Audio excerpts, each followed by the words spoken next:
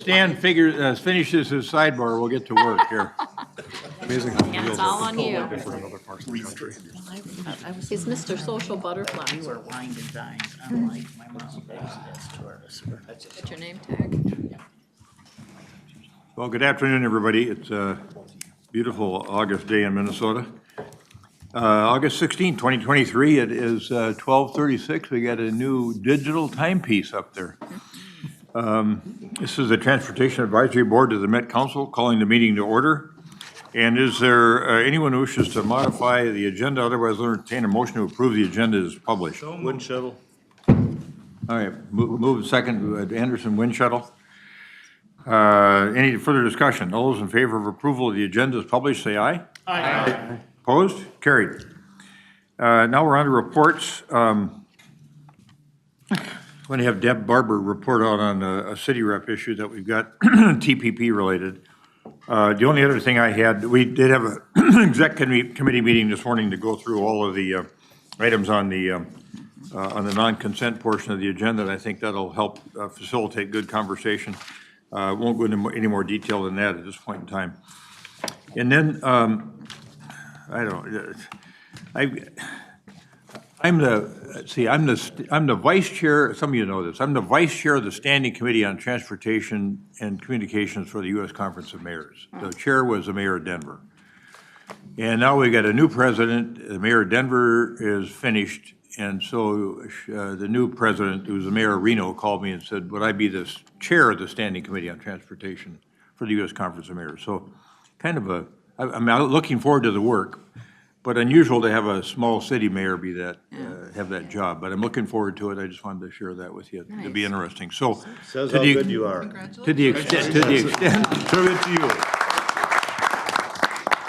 the extent your cities or counties or agencies, I need to be able to report out to people on what are the good, the bad, and the ugly about the IIJA, and where are people finding success? Where are they finding challenges? What are some of the things that we could improve? Because I think now we'll have a direct pipeline into the Secretary's office at USDOT. So, yeah, well, thanks for that support. I'll carry that with me when I go to work. There's a leadership meeting in the first week of September, and I want to be able to bring some of this information with me, whether it's I've got MnDOT, they're going to tell me a little bit about some of the issues that they see or the successes around it. But think about that from your individual city or county standpoints as well. And Jeni Hager is going to work on that with respect to the TAC. So thanks for that. That's all I had there. I'm going to turn now to Mike Barnes. Where's Mike? There he is. Mr. Chair, I don't have anything to update. All right. Thank you, Member Barnes. Regardless, anybody have any questions for Member Barnes on things they're seeing around the metro from a transportation infrastructure improvement standpoint? Okay, MPCA, we have with us Frank Kolash today. Where's Frank? No Frank? Not here yet. All right, we'll see if he shows up. Mac, of course, our longtime member Carl Crimmins is with us, and I'm sure he's got some interesting data for us. Thank you, Mr. Chair. I don't know how interesting it is, but I just wanted to let everybody know the airport, MAC, is putting together their long-term plan, and they're accepting comments until August 21st at 5 p.m. And you would send your email your comments to MSP Airport Long-Term Plan at mspmac.org. And now that's the same plan that will be submitted to the Met Council for approval. So if you want to enter something in there, this is the time. You got till the 21st.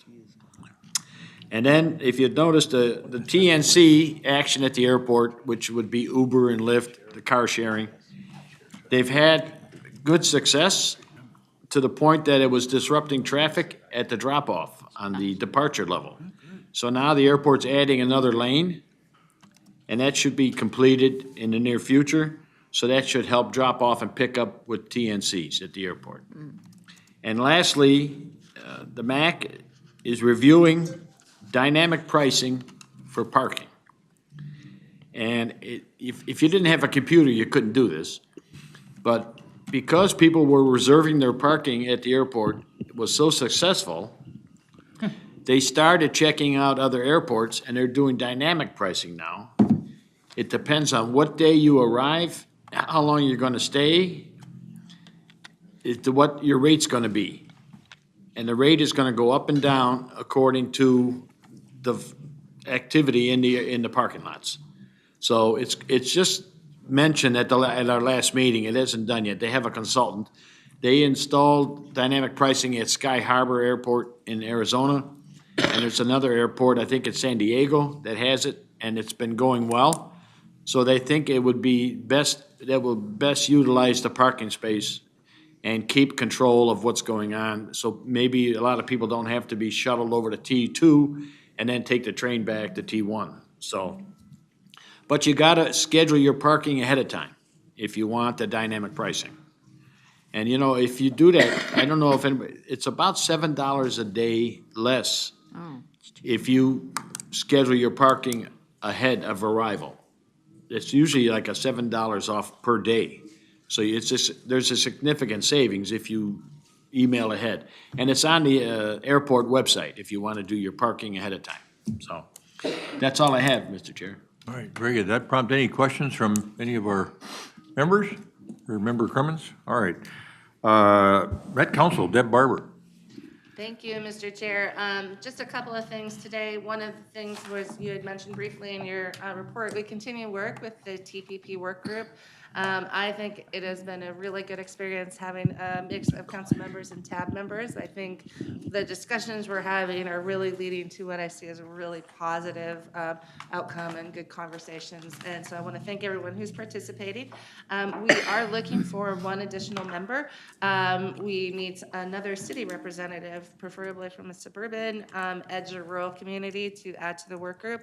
If anyone's interested, just reach out to myself or to Elaine, and we can kind of run through what we need. We're meeting, but it's right now it's a frequency of about once a month, but we would like to get one more city rep on that. And then I did want to talk about two other things more related to Metro Transit, but very happy to announce to you all, I hope you've seen the news, that we've permanently hired Leslie Canderas as the general manager for Metro Transit. She's been a key leader in many of our big initiatives in place, including our safety and security action plan and implementing some of these big efforts. And so I'm really excited for her to really take on this role with her own brand and how she's going to lead the agency going forward. And then also some good news. We just had a report about increasing service. Been lots of times where we've had to put out stories and talk about how we had to reduce service, whether it was due to a pandemic or operator shortages or different things. We are on a different trend now. Hiring our operators, we're actually above where we want to be for bus operators. We're close to it for train. So this quarter, we'll be expanding service both on weekends and weekdays. And we also had a great conversation about state fair service. The last couple of years, it's been, how are we going to do state fair service? This year, we're doing state fair service, and we're adding the community of Blaine, which is going to be a great a way to cover as much of the metro as possible. So hopefully everybody can, whether it's through us or one of the suburban providers, use the bus to get to the fair. Yeah, good. Commissioner. I just wonder if you want to add, if you're interested in this room in that open spot, don't delay, because the next meeting's Friday. Yes, the next meeting is Friday.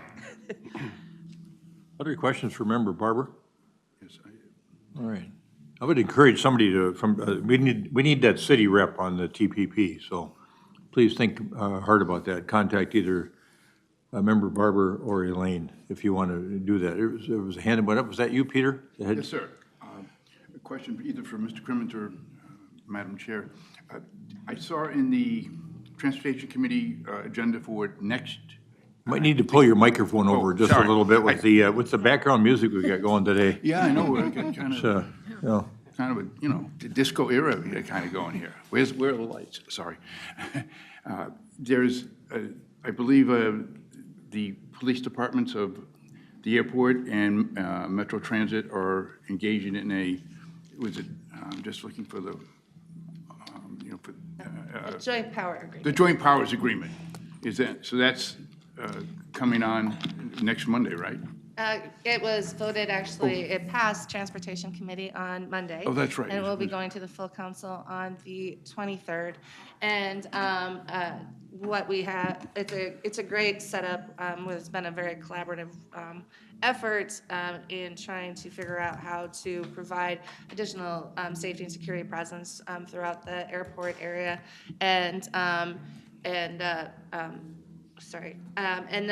But this actually sort of codifies everything and who's doing things at different times of day and whatnot. I think it's going to be a very, very good relationship. We had a couple of our officers presenting on Monday, and you could tell that they're very, very optimistic about this kind of, and we're likely looking to do this sort of arrangement with other departments throughout the metro as it makes sense. Great. Well, thank you. Congratulations. Thank you. Anything else for Member Barber? All right. I'm going to now go to Suburban Transit Authority Rep. Gary Hansen, who's our fellow member. And then Frank Kolash, I'm going to come back to you for an MPCA update after Member Hansen. So, Thank you, Mr. Chair. I commented last month on the popularity of service to events. Well, now the suburban providers, as Member Barber indicated, are preparing to provide service to the State Fair as well as the Renaissance Festival. For example, MPCA service to the State Fair will begin next week on the 24th and run through Labor Day, and that'll be from Eagan, Burnsville, and Shakopee. MBTA also will provide service to the Renaissance Festival on weekends from this coming weekend through October 1st from Burnsville and Shakopee. And on another note, MBTA will have a new schedule going into effect the day after Labor Day that will increase services to the University of Minnesota, expand MBTA Connect microtransit service, and create greater efficiencies within local routes. And that is my report, Mr. Chair. all right, thank you. That cause anyone to ask Member Hansen any questions about suburban transit operations? All Just right. a comment, if I could, on that? Yes, Commissioner. Just to give you an idea how important the transit was for the Renaissance Festival, they were in danger of losing their permit to hold the festival without a significant transit plan. Because the 169 had become, and all local streets in that area, had become a parking lot. I mean, so it was dangerous. And so there is an aggressive transit plan now. Good, thanks for that. Member Kolash, welcome. Thank you. Good Anything to afternoon. report out on for the MPCA? Yes.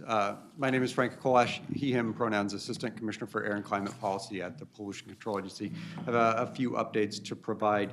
One is that we have extended the timeline for our electric vehicle school bus grants under the Volkswagen settlement. That will close now on August 29th. We're also working with EPA on their electric school bus grant that they have going directly to school districts as well. I believe that closes on August 30th. We're looking for school districts that are interested in making that transition forward. We're also exploring with the Department of Commerce and our federal partners on the opportunities to stack funding between grants and federal tax credits, exploring now how entities that were previously not eligible for tax credits because we were not taxed authorities or taxed entities. That has changed in the Inflation Reduction Act, so now non-taxable state governments, local governments, and nonprofits are eligible for tax credits as well, and how those can be stacked to provide additional funding for the Inflation Reduction Act, climate resiliency and climate mitigation programs as well. We also have 2 climate resiliency planning grant opportunities available. These are more focused on water infrastructure for local governments and small communities in particular, populations of 10,000 or less. There is about $1.1 million available between 2 different grant proposals, one fund primarily by federal funds for stormwater and wastewater overflow grants protection, and then the PCA has state funding with funding that we received in the 2023 session, $500,000, that for climate resiliency planning for wastewater infrastructure and climate resiliency infrastructure planning at local governments. We're also continuing to work through the climate pollution reduction planning grant that the state received. The state received $3 million for the climate pollution reduction planning grant, prepared to create 2 action plans a priority climate action plan due March 1st of 2024, which makes the state and any local government that is included in that grant eligible for $4.6 billion of implementation grants. Those applications will be due on April 1st of 2024. We're also working with Metropolitan Council, who received a $1 million climate pollution reduction planning grant for the regional effort, and coordinating our efforts, and then working with tribal governments who also are receiving funds under that same pool of money to ensure that as many local governments and tribal governments are eligible to apply for those implementation grants in 2024. And then finally, we are working with Department of Transportation, Department of Commerce, and the Department of Agriculture with the Clean Transportation Fuel Standard Working Group.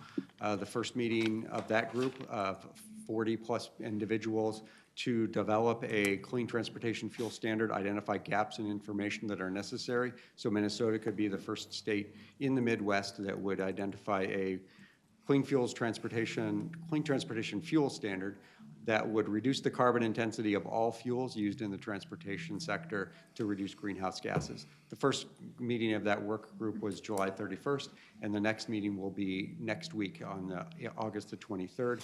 And then my final update is we are working with the regional administrator for EPA from Chicago to visit Minnesota, and looking to potentially visit the Metropolitan Council's Shakopee wastewater treatment facility around the climate pollution reduction planning grants and the solar installation that was provided there as a way to reduce emissions and build climate resiliency for that critical service for the Twin Cities area. Boy, a lot of content there. Thank you for that. Anybody have questions for Member Kolash? Could you speak a little bit more to that tax credit that might be available to local units of government, how that would work? Yes, though my branch gets thin very quickly because this is a brand new area that we are working on. But in the Inflation Reduction Act, there are tax credits for heavy-duty vehicles, clean transportation vehicles, fleet vehicles as well, and those can be stacked along with other grants that are available to up to 100% of the cost of the vehicle if that's the way that the financing stack can work out. So there are a number of tax credits within the Inflation Reduction Act, including purchases of clean technologies at state buildings or locally owned buildings, and they're now available to us through what's called direct pay. Because we don't file tax returns, there is a way that local governments and state governments can access those tax credits, and we're looking into that to provide more information about how that works, and then provide information to local governments and to the state agencies about the opportunities to use those tax credits, where do they apply, and ensuring that they are being used to the maximum extent possible for the clean purchases that we're looking at. Yeah, I mean, that's kind of the key question, isn't it? For a tax exempt organization, how do they use a tax credit, or how can it apply? So yeah, there's the Internal Revenue Service just closed comments on their proposed guidance. They released guidance in June of this year about how that would work. We've been working with regional partners, make comments on those about what's the mechanism for entities that traditionally don't file a tax return to access those credits, and the IRS is proposing a mechanism by which there'd be a registration and then a filing process for it. There's also additional provisions in the Inflation Reduction Act where the tax credits can be transferred to another entity that then would provide an on-the-bill reduction, and then that entity, that taxable entity, would then take the tax credits and redeem those as well. So there's a couple of mechanisms to make this work in the Inflation Reduction Act. Okay, good, thanks. That prompt anything from any of our members? All right. Thank you for that. And Jeni Hager, our TAC chair, has one item to report on as well.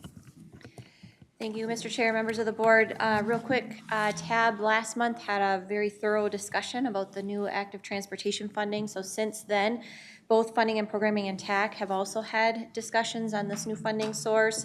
Members of both committees share TAB's desire to have the funds come out via a separate solicitation, and if possible, before the next regional solicitation in 2026. So members of the committees did express interest in participating in work groups and assisting with the effort. We do know that Met Council staff right now are negotiating the contract with a consulting firm to do the full evaluation, and they are including tasks related to the active transportation funding in that scope of work. Those are proposed to be early tasks, so something that the group takes on early on in the work effort, which could allow for an earlier solicitation, assuming there's staff capacity to administer a solicitation while the rest of the evaluation is happening. So that's really something Met Council will have to work out in terms of their work plan. So that's my update, Mr. Chair. Good. Questions for Chair Hager? Yes.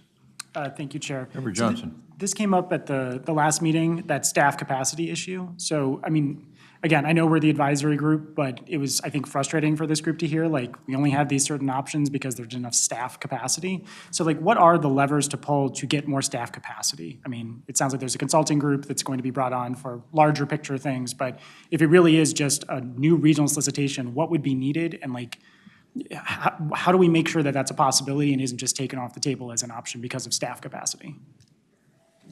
Mr. Chair, Member Johnson, I don't know that I'm the best person to answer that question, but I will say that, to the extent that the technical committee membership can assist and take on some of that burden, they're willing to do that. That's why they're part of these committees.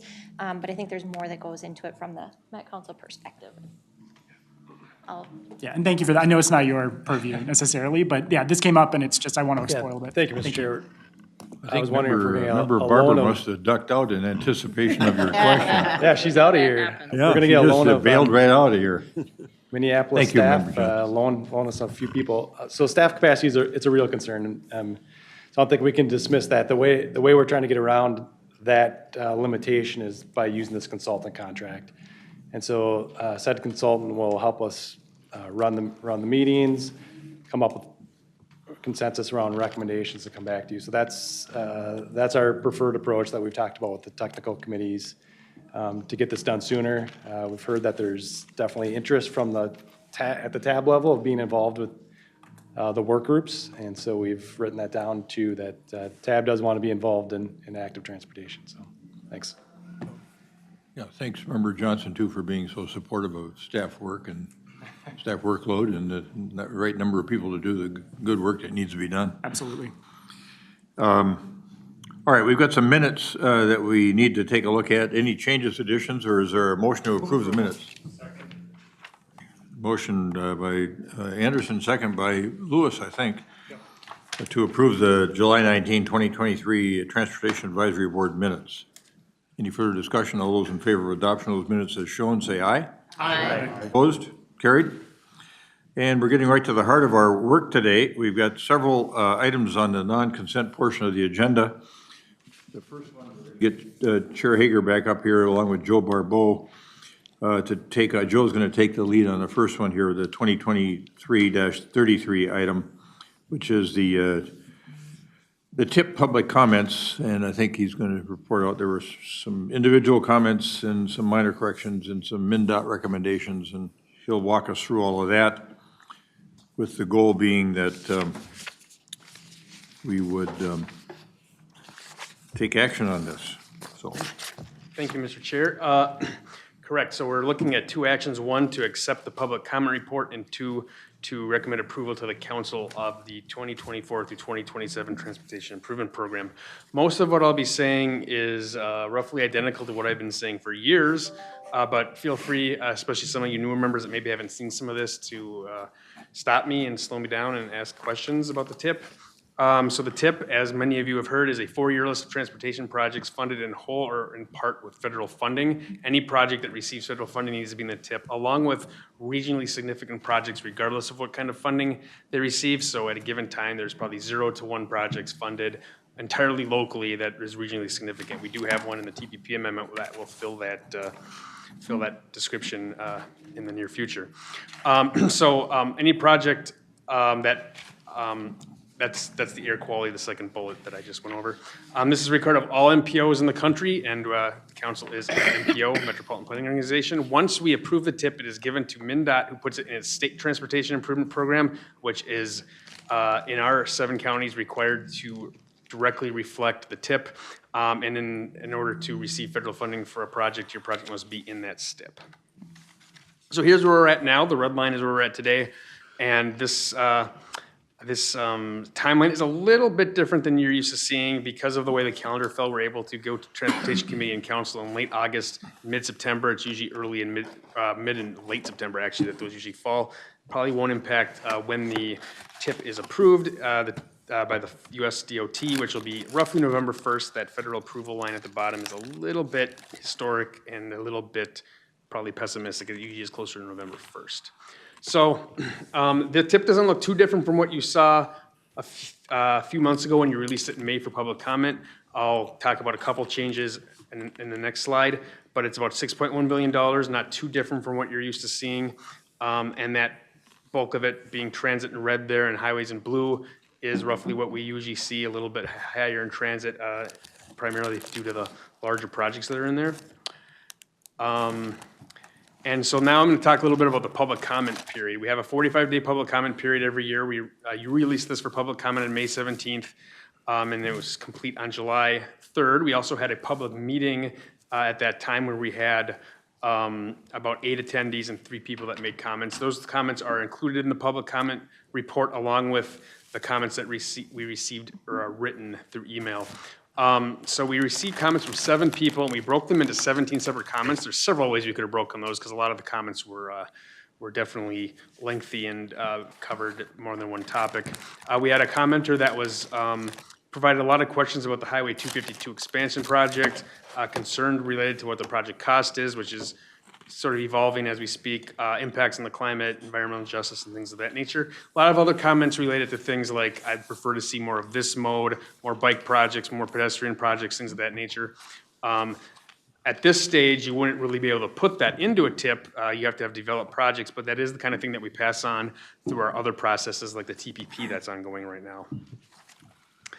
And then those comments led to, they led to the top change you see in the draft. The Metro Transit F-line project is moving from 2024 to 2026. The reason for that is that projects of that caliber need to have what's known as a full funding grant agreement signed. And before that's signed, it really shouldn't be in the first 2 years of the TIP. So that was a bit of an oversight. So that's being corrected now. Once they get that agreement signed, if they need to move it into 2024 or 2025, that's a pretty easy thing to do.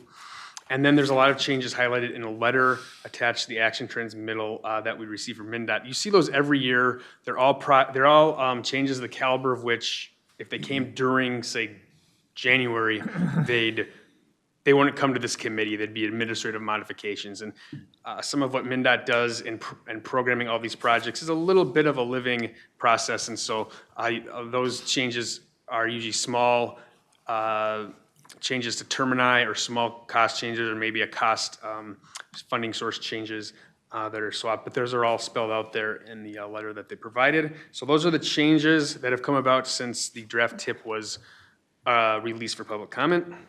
And that's really all I have. So with that, I'd stand for questions about the tip or about the public comment process. Questions for Mr. Barbeau about anything? All right. The recommended motion is a 2-part motion.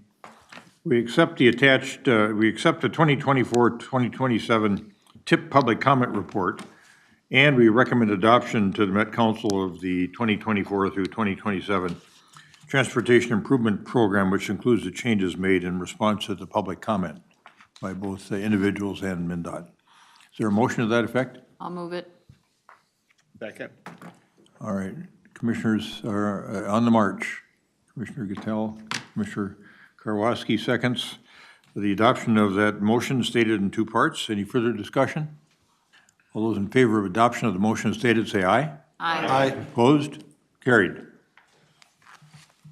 All right, now we're going to bring Chair Hager up here for several of the next items. Thank you, Mr. Chair and members. Moving on to item 2023-38, I'll do an intro, and then Dave Burns from Met Council is here to go into a little bit more detail with you.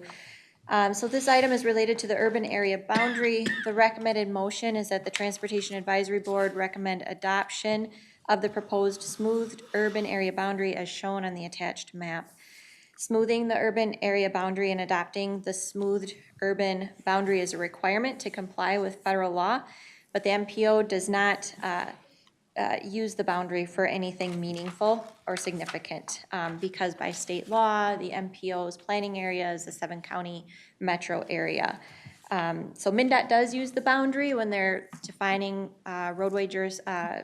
functional classification of roadway mileage and defining things as either urban or rural, and it would be used in any federal process related to applying for grant funding, for example, something directly through the IIJA, and sometimes in those applications, you're defining your project as either urban or rural, so it would apply in that case as well. And so with that, I am going to have Dave come up and do his presentation. All right, thank you. Chair Hager. Welcome. Great, thank you, everybody. Dave Burns with MTS Planning. I'll keep this relatively brief on the urban area boundary. So the urban area boundaries are updated every 10 years or so after the U.S. Census Bureau goes through the process of identifying the urban areas through the decennial census. We subsequently take these urban boundaries and smooth them or adjust them outward in order to follow identifiable features such as like roadways, water features, municipal boundaries, etc. So it makes kind of logical sense. So you can kind of see that with the pink and then the salmon colored there, the actual urban area boundary is that sort of salmon color, and then that purple is the kind of smooth area boundary. So they cannot shrink, they can only expand. And the MPO does lead this process for urban areas within the MPO. So for most MPOs, the urban area boundary affects federal transportation programs such as functional classification, HPMS, the apportionment and distribution of federal funds, and is really used to determine this MPA or Metropolitan Planning Area Boundary, which is the MPO's area of responsibility for transportation planning and programming. However, by state law, the council's MPA must include the 7 counties. So we're kind of unique, only, as far as I know, the only MPO in the country where this urban-rural distinction doesn't make a great deal of difference. And I'll just mention, as required by our federal law, the urban area continues to include portions of Wright and Sherburne counties. I will say in the council's MPO work, we have not found any significance where we use the smooth urban area boundary, and it does not tie into our regional solicitation funding. MnDOT, however, does use the urban area boundary mainly to define between urban and rural highway mileage. To account for that, they have sort of a standard or a standard for which they want to have a certain number of urban and rural miles, and that's required by FHWA. And Chair Hager did mention this, but some federal competitive funding programs do distinguish between urban and rural roadways for funding applications. So here we have kind of the proposed smooth urban area map.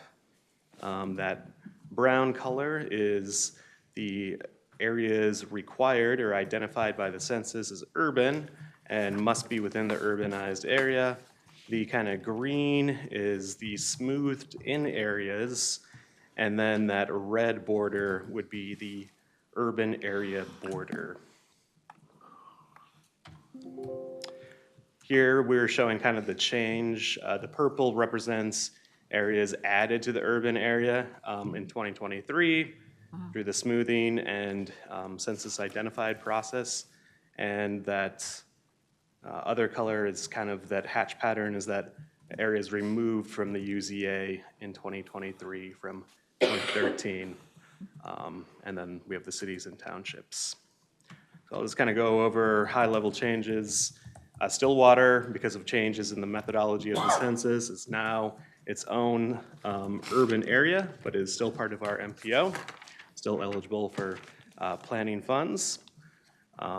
Stillwater Township, Baytown Township, and Oak Park Heights are now their own urban area. Wisconsin is out of our metropolitan planning area. Lake Elmo is split between the Twin Cities urban area and Stillwater urban area. We now include all of Rosemont in the urban area. Maple Plain, Now Then, and Oak Grove are now again outside of the urban area and classified as rural. St. Francis hit a new threshold for 5,000 people and became its own urban area, much to our delight. And then there were some minor changes in Wright and Sherburne counties. This was mainly to include interchanges within the urban area. I will say at TAC, we noted some inconsistencies in the map in Scott County and the city of Shakopee. They have been corrected in this map, and that is the map that is being brought forward to you. So in terms of timeline and process, we are, as you can see by the highlight, in August, looking for TAC and TAB approval, and then hopefully council approval by September, and MnDOT wants this submitted to FHWA for official approval by the end of September. So with that, I'm happy to answer any questions. All right, questions for Mr. Burns? Nobody wants to talk about the smooth urban area boundary? Okay, here, it was so self-explanatory, yeah. You think of little else, that's very good. We're really happy to hear it, Mr. Chair. Member Jenkins. So I will ask a question. What does the acronym UZA stand for? I think it just, honestly, I think it just means urbanized area. I think it's, but you know, that's a good question. I always default back to UZA. I think it is literally just urbanized area. Yes, the people with a little more experience working with that know that for sure. Yeah. So we don't use it, but MnDOT does, and the feds say we have to approve the smooth urban area boundary. So here we go. Is there anyone that cares to move the adoption of the map shown on Action Transmittal 2023-38 as the proposed smooth urban area boundary? So moved. Second. Seconds. Mayor Winchell moves it. Any further discussion? All those in favor of adoption of Action Transmittal 2023-38, say aye. Aye. Aye. Opposed, whoops. Nay? Carried. Thanks. Thank you very much. All right, we're on now to the next item, which is 2023-40. All right, thank you, Mr. Chair and members.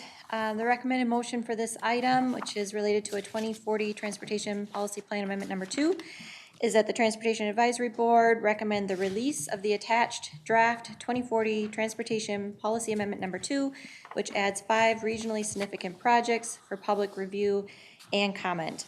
The amendment will add these 5 regionally significant projects to the 2040 TPP.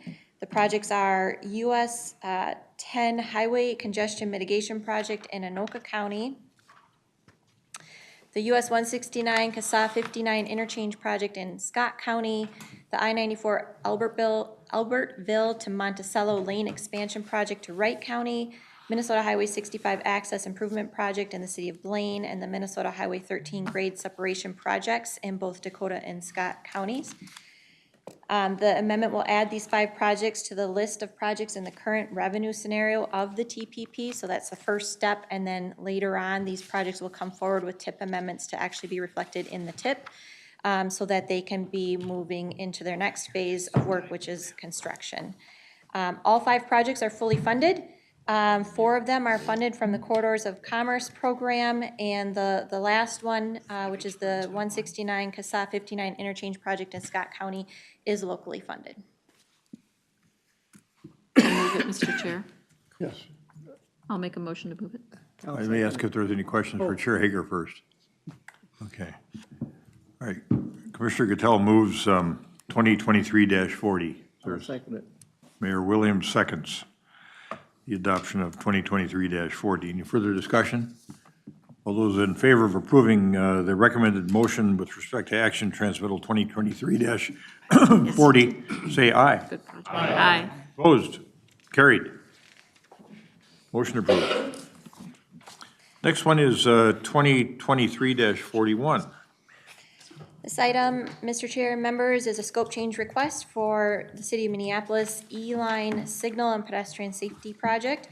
The recommended motion is that the Transportation Advisory Board approve Minneapolis's scope change request to remove the Upton Avenue South, Sheridan Avenue South, and 43rd Street intersection from Minneapolis's E-Line Route Signal and Pedestrian Safety Project with no federal funding reduction. Minneapolis was awarded $1.98 million in proactive HSIP funding in the 2022 solicitation. The project was to improve safety by replacing signals, improving signal visibility, adding APS, making pedestrian improvements, including ADA ramp upgrades and curb extensions at 4 intersections along the Metro E-Line. The Upton Avenue South, Sheridan Avenue South, and 43rd Street intersection is also a planned Metro E-Line stop, where Metro Transit is planning to make improvements on 2 of the 4 intersection quadrants. The scope change would remove this intersection from Minneapolis's HSIP project, and all of those improvements will be completed with Metro Transit's E-Line project. Minneapolis will fund all of those improvements at that intersection from our project that Metro Transit will then deliver, and then Minneapolis will deliver the HSIP project on the remaining 3 intersections. So the technical committee recommends approving the scope change with no reduction in federal funding, given that all safety improvements that were originally proposed will be delivered. The cost to do so just looks different than what was originally proposed. Question for Chair Hager. Commissioner. Just a comment. I think, first of all, I support this scope change.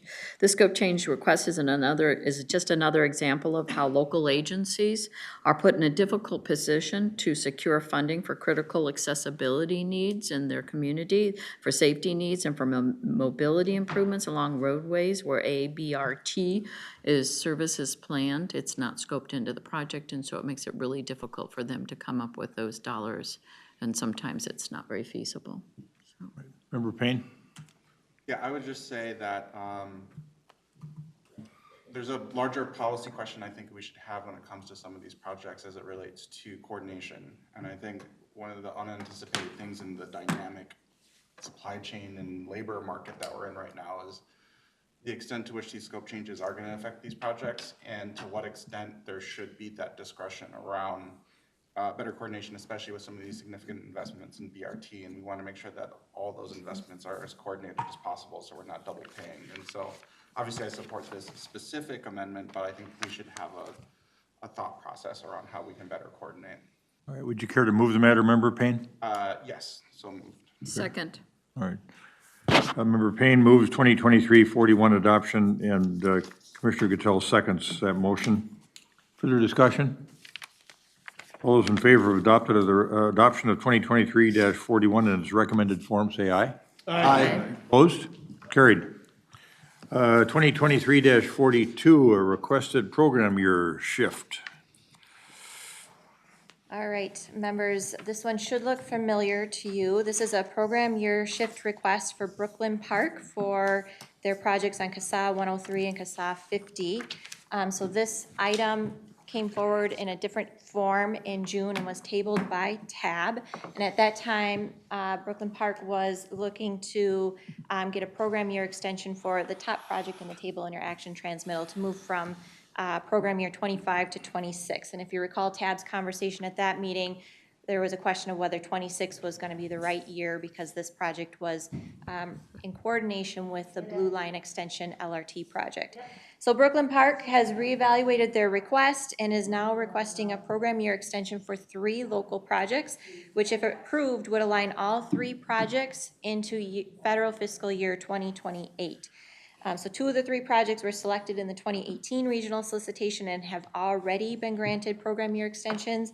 And the 3rd project was selected with this last solicitation and will be receiving a single extension request. So the requested action is for an exception to the current program year policy. 2028 was identified in coordination with the Blue Line Extension project, with all 3 local projects needing to be coordinated, or it would be best if they're coordinated. It's in the public's best interest to coordinate these projects if at all possible. Brooklyn Park can advance construct these projects if this program year extension is approved, and the stars align and the Blue Line project goes on a much faster pace, they can always advance construct their projects as well. So due to these extenuating circumstances of aligning these local investments and initiatives with this very large regionally significant project, the TAC did unanimously recommend approval of the policy exception and the program year extension for these projects.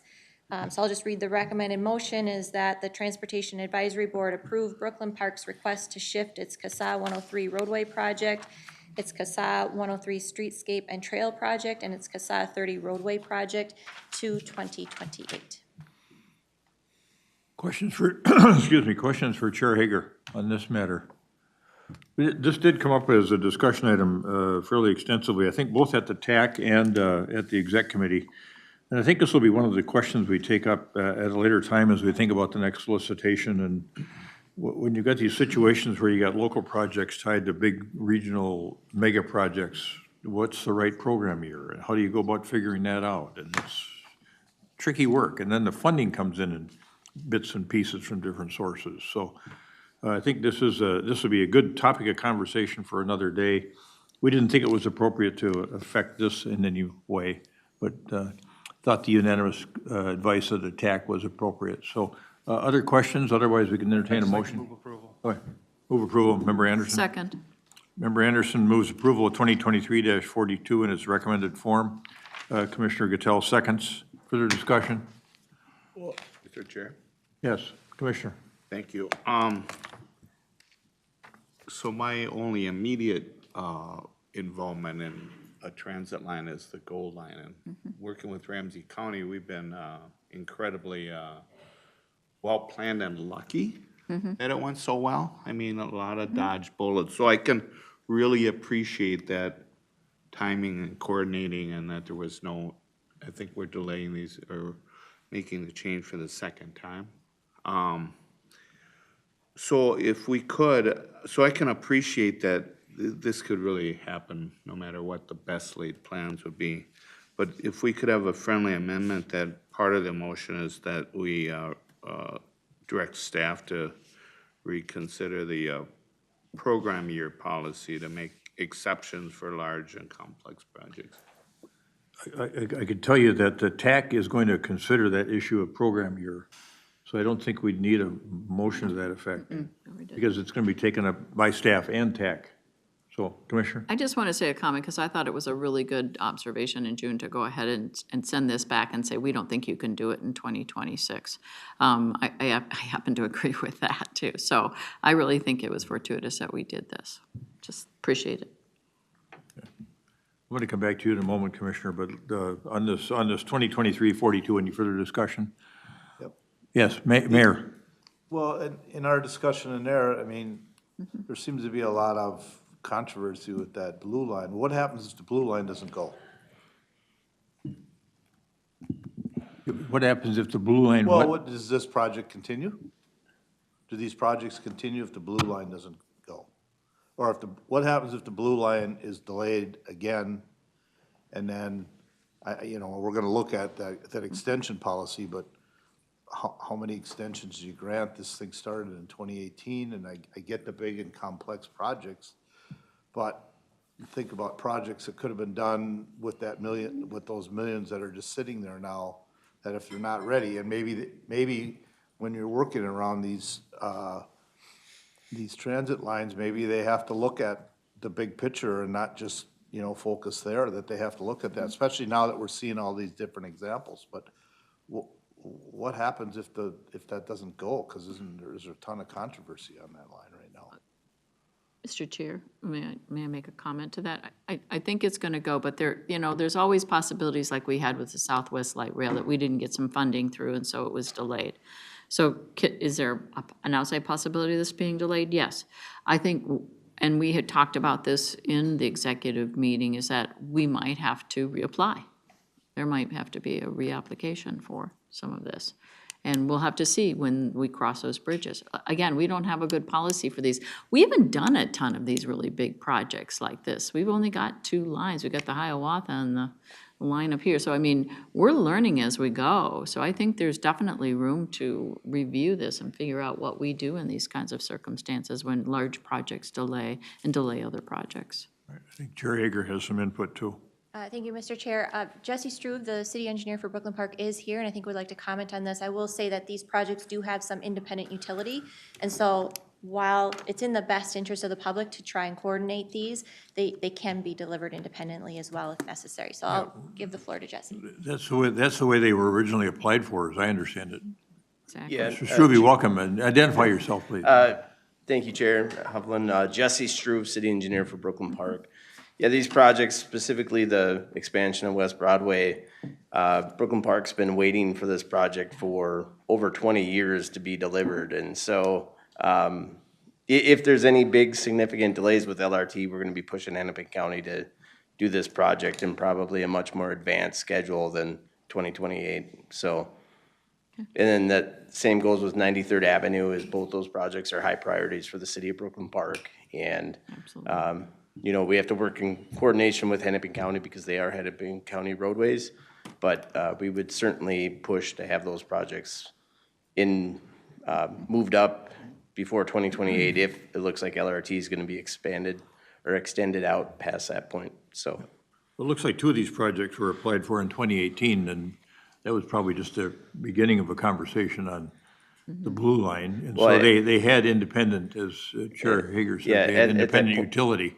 Yeah, at that point, Chair Hovland, it was anticipated construction for the Blue Line extension was going to be starting in 2020 or 2021. So even when we applied, it was going to be in coordination with this much larger project. But yes, I mean, like I think the original plans for West Broadway extension were dated in 2002. So the city of Brooklyn Park is going to be pushing Hennepin County very heavily to move forward if LRT gets delayed further. Member Geisler. Hey, Mr. Chair, I think it's also important to remember, this is why we overprogram, in case things move out, in case things cancel. Like that's the policy practice to make sure that we have money to go to backfill when the years that we have it, so that when we can do these things that are in the best interest of the city as well as the citizenry, so there's the least amount of disruption, it's also the most cost effective. So I think that's the other thing to remember of if for instance, any one of these individual have to cancel, there's a process to cover to make sure those dollars don't go to waste. If they build early, which is also an option because it makes sense to do that, they can do that and they get their money at a later year. All of those are places where I think we've got good mitigating spaces, good mitigating controls to deal with money sitting on the table. So I think it makes sense to do this. And from a local standpoint, if it's determined that you need to advance the projects, you've got the ability to do that along with the county? Yep. Yes. All right. Very good. Thank you. Commissioner Holberg. Thank you, Mr. Chair, and I guess, I mean, I'm really reluctant to support this. There's 2 more rounds of solicitation, 04 and 06 before 08. Criteria has changed.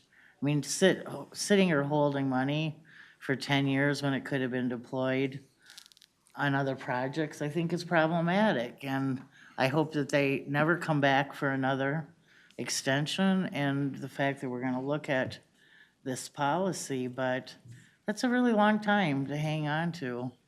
A lot of money that could have been deployed other places in the region. So, I mean, I'm gonna reluctantly support it. I hope they never come back. I don't know if I'll be here if they do, but either use it by 28 or reapply. Like if by 26 they know they're not gonna use it in 28, then they should reapply for the project as it looks 10, 12 years later, in my mind. It just can't go on forever. Thanks for that observation. Member Hollinshead. I think this illustrates that we have a dichotomy between transit projects and highway and road projects, and that maybe over the long haul, we also should address the policy issue of whether transit and highway projects can be integrated from the very start, instead of somewhere along the way trying to patch together a schedule that works for both of them separately. So I hope that whatever we're doing to examine policy includes the idea of better integration with transit, large transit planning projects and highway and road projects. Thank you, Mr. Chair. Yeah, thank you, Member Hollinshead, for that, too. Anyone else? Observations, thoughts? All right, we've got a motion and a second on 2023-42. Hearing nothing further, all those in favor of adoption of 2023-42 in its recommended form, say aye. Aye. Opposed? Carried. Appreciate those observations from our members. Thank you. And then we are on to 2023-39. Chair Hager. All right, Mr. Chair, this item is to approve the Regional Bicycle Transportation Network, also known as the RBTN, map for the regional solicitation. The RBTN is a planning tool that sets a vision for a regional bicycle network, and it's used in our regional solicitation as a scoring metric in order to align our investments with that vision.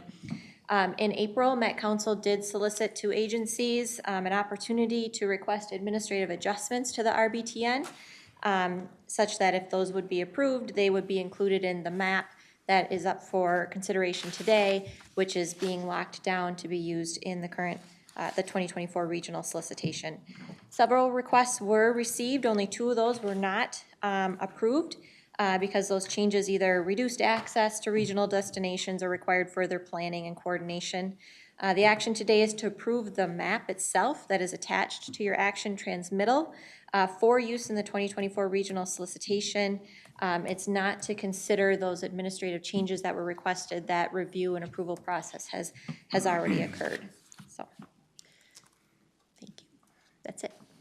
All right, I thought Member Geisler asked an interesting question in the exec committee meeting, and that was ask you to make the distinction between alignments and corridors.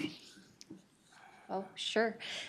Thank you, Mr. Chair. I think everybody here would benefit from that. Yeah, alignment and corridor. So if you look at the map itself, which is not up on the screen but is in your packet, a lot of the map is drawn in what looks like magic marker. There's not a lot of detail to that. Those are corridors. That's where a bicycle facility is planned. And where we have alignments, those are where plans are a little bit firmer. There's more detail known. So the difference between alignment and corridor is really level of detail. So an alignment, for example, might describe the type of bicycle facility, where it is in relation to the roadway itself, whereas a corridor is simply saying there's going to be some bicycle facility somewhere in this corridor, and we don't know yet what that looks like. So, Other questions for Chair Hager? Yes, Member Jenkins. This is sort of tangential to the map as a whole, but the GIS site, different layers are only viewable at different zoom levels. It took me a long time to find the inventory and some of the other content. So if that can be highlighted, that you need to zoom to a certain level to see the, I think it was called the bicycle trail inventory. Otherwise, it was unviewable whether I hit everything or unhit everything. Just a usability issue with the map. Thanks for that observation. Thank you. Other questions for Chair Hager? Does a member care to move 2023-39? So moved. Second. All right. Did you get the mover? Oh, Member Martinson? All right, and Member Geisler was the second. So the recommended action is that the Transportation Advisory Board adopt the updated RBTN, the Regional Bicycle Transportation Network, with administrative adjustments for use in the 2024 regional solicitation, which we'll be talking about shortly. Any further discussion? All those in favor of adoption of the action transmittal 2023-39 in its recommended form, say aye. Aye. Opposed? Carried. And now we are on to 2023-43, which is our last action item. Chair Hager. right. Mr. Chair, this is an action item to release the 2024 regional solicitation and HSIP applications. So TAB approved the release of the drafts of these applications in May for public review and comment. No clarifications or updates were suggested for the HSIP application as a result of that public review and comment period. There are some updates recommended to the 2024 regional solicitation package as a result of the public review and comment period. Those are shown in yellow highlights in the meeting packet that you all have. So I'm going to read the recommended motion, and there's a slight tweak to what was shown in your action transmittal. So the recommended motion is that the Transportation Advisory Board recommend approval of the release of the 2024 Regional Solicitation and Highway Safety Improvement Solicitation for federal fiscal years 2028 and 2029, with the following changes to the draft regional solicitation based on public comments. The first is a clarification in the multi-use trails and bicycle facilities application scoring guidance for Measure 1, specifying that projects not connected to the regional bicycle transportation network will be awarded 50 points if they are part of a local system and identified within an adopted county, city, or regional parks implementing agency plan. The next is a reworking of the unique projects application to define scalability and adjust the criteria weights to 100% total. Next is a rewording the bridge application qualifications to reflect changing state aid eligibility to require a local planning index of less than 60 or a national bridge inventory appraisal rating of 3 or less in one of 3 categories, including deck geometry, approach roadway, and waterway adequacy. And the final is replacing the phrase equity population with disadvantaged communities in the equity and housing criterion within each application category. And there are other minor grammatical edits as shown in the revised document. Questions for Chair Hager on the main motion or any of its sub-elements? Okay, something we've been working on and getting ready for. And I think we talked about this in the exec committee was the motion be to release the 2024 regional solicitation, but then identify the federal funding program years as well. Federal fiscal years 2028 and 2029. That's general because it's not black and white. So some of the bridge funds, for example, might show up in earlier years.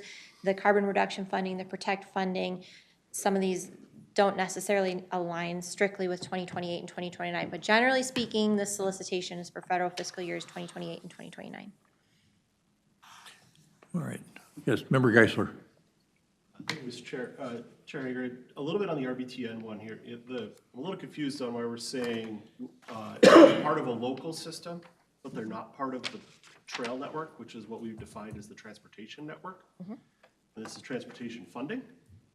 So how did TAC align with are they considering them feeder systems to the RBTN, or how did we get to you get half the points? Mr. Chair, members, so TAC did not have this conversation. I'm not sure if the planning subcommittee did, but what I can tell you is that the RBTN itself is a regional connected trail network serving a transportation purpose. It does not work unless the local system gets users to the RBTN itself. And so it's been talked about in past solicitations, which is why I have knowledge of this, but it's been talked about that there should be some acknowledgement, some credit for local agencies doing the planning work in order to feed into and provide that connected system from the local, where they are, right? And to where they need to get to on the RBTN, wherever that destination is. You can't just hop onto the RBTN, you have to get there. So if I may use a roadway analogy, it's akin to the A minor concept of making sure that these smaller roads that are serving critical purposes are feeding into the larger system for bike and ped. Is that kind of the concept? I accept that analogy. Okay, thank you. All right, so the requested action would be authorize the release of the 2024 Regional Solicitation and Highway Safety Improvement Program solicitation for federal funding and program years 2028 and 29 with those sub-elements to it. Five elements there that are identified as Chair Hager went through them. Can Is there, just real super quick question? yes, Commissioner, go ahead. I always feel like I'm behind in what the right words are, and so disadvantaged communities versus equity, is it a distinction without a difference? It's just the latest verbiage, or?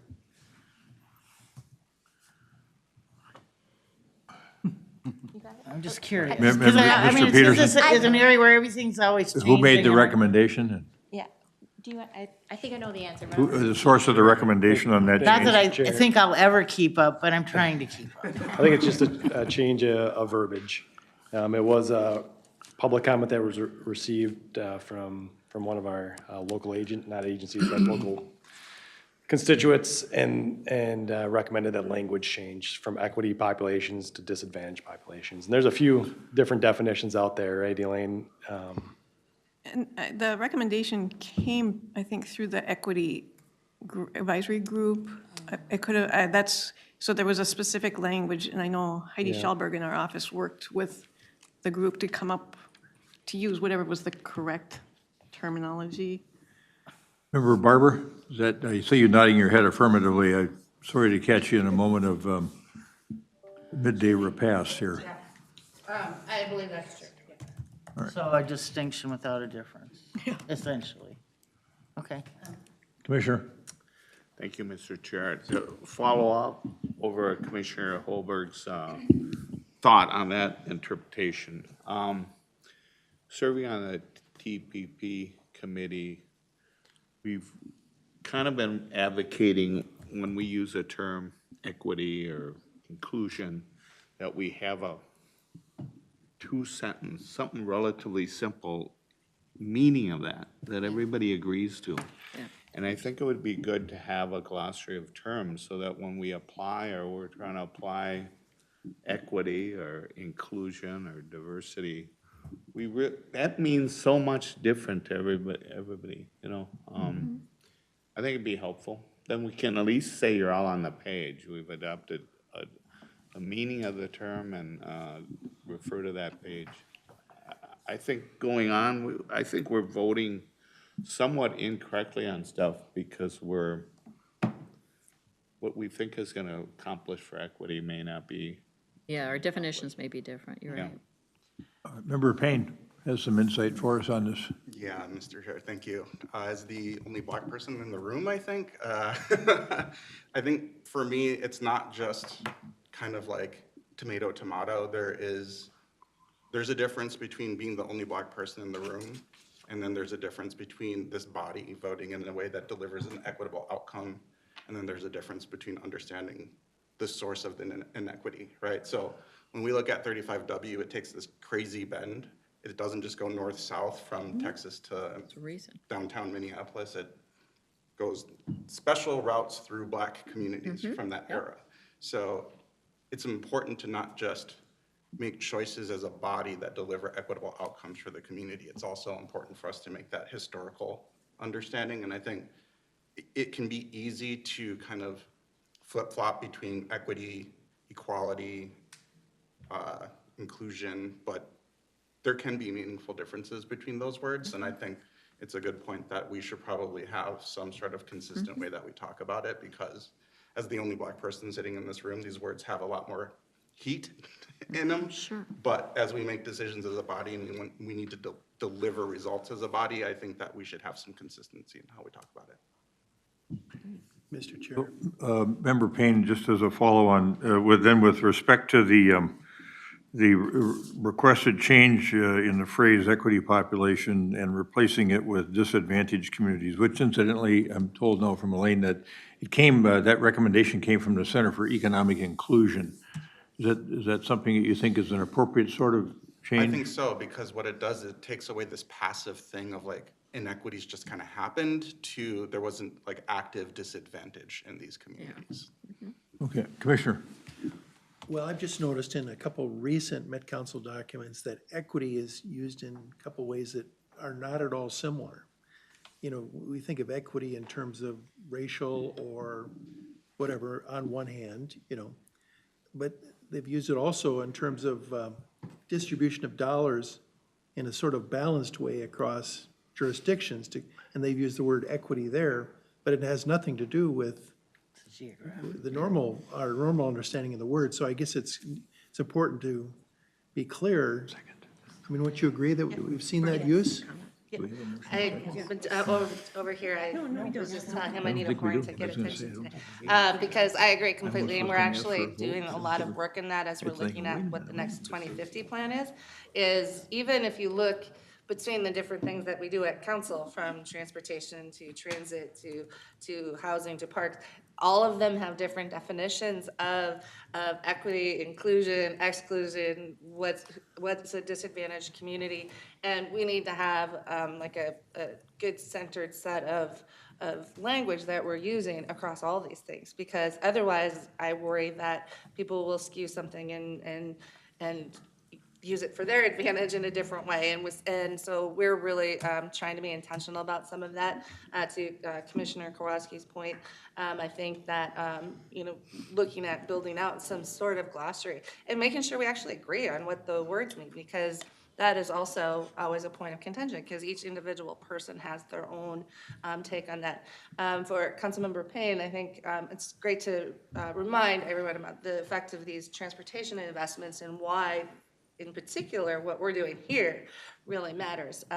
One of the efforts that council did in the last couple of years is we have opportunities for some different types of projects to look at policy, and one we're doing it is equity as it relates to transportation investments, because those big investments really can impact communities positively and negatively, and how do we manage that so that we are, when we're trying to do a change in the name of equity, we are actually doing something that will help people and help the disadvantaged communities that we talk about, but we want to actually see it happening. I know that that project's still in process, but I think it will definitely inform our work as we do stuff with regional solicitations in the future, especially as we look at with the new TPP coming out, where our solicitation after that should really be informed by a lot of that work, because it's really how you can impact change is by how those investments are directed. Thank you, Member Barber. Well, we still need a motion and a second on this matter. I'll move it, Mr. Oh, Chair. Member Geisler, you had a comment first? Sorry. We can take the motion. All right, take a motion, then we'll go back to the discussion. Member, Go yeah, tell. Commissioner I Gattel moved it. moves it. We have a second? Member Payne seconds. The adoption of 2023-43 with the sub-elements to it in its recommended form, I guess is a succinct way to put it, for the program years 2028 through 2029. Now discussion, back to Member Geisler. Thank you, Mr. Chair. I actually would be on board with the idea of a glossary, just for the sense that there are some places where we are better served with more words, not fewer. As we've been talking about DEI in my corporate world and my private spaces and with the city and stuff, we're finding that, again, from different backgrounds, get different definitions, different views of singular words. They're not always, what does sustainable mean? Well, you can go look up the Oxford Dictionary version of it, but what is sustainability? What do these things mean? Sometimes we're better served with a better, wider, full definition of what our intent is for these words. And I've heard this come up more and more. It's really nice to have one word, and one word works if you have shared meaning. I think 7 counties worth of people are gonna have a hard time coming to a singular shared meaning all the time on everything. So I think that'd be good for us as a body, just to really align. Commissioner Jepson, then Member Hollinshead. Thank you, Mr. Chair. I would like to see what others think of a glossary. I think we are well-intended people, but if there serves no benefit to this body to have a glossary, but as an exercise in something that is just going to consistently change or not be used, it may be fruitless to have one. So I would be interested to hear the agency that responded for the language change. I would like to see other groups of people of color think, yes, a glossary would be great. Otherwise, Councilmember Payne, in a room of white people coming up with this idea, maybe it's not the best idea. Member Barber, I'm looking at you because you've got a group that's dedicated to this work at the Met Council level. Correct, and it's a very diverse group with very strong opinions, which is good. I think that, the glossary is for the transportation policy plan, so it's within that framework. And, it's not, and so I think it's a good idea. We might at the end of the day go, that doesn't make sense and it's not doing what we want it to do, because everyone can have great ideas, but if they aren't effective, it doesn't help. But I do think some way to center around some of that language is beneficial. And now I'm going to make my pitch for we can use one more person on the TPP work group, because these are the conversations that we have. We have very, very good conversations there talking about, you know, what does equity mean? What does resiliency mean? How does it apply to transportation? So, yeah, that's my final pitch for the day. How come you kept looking at Member Payne when you were saying that? Because he's over there nodding. Member Hollingshead.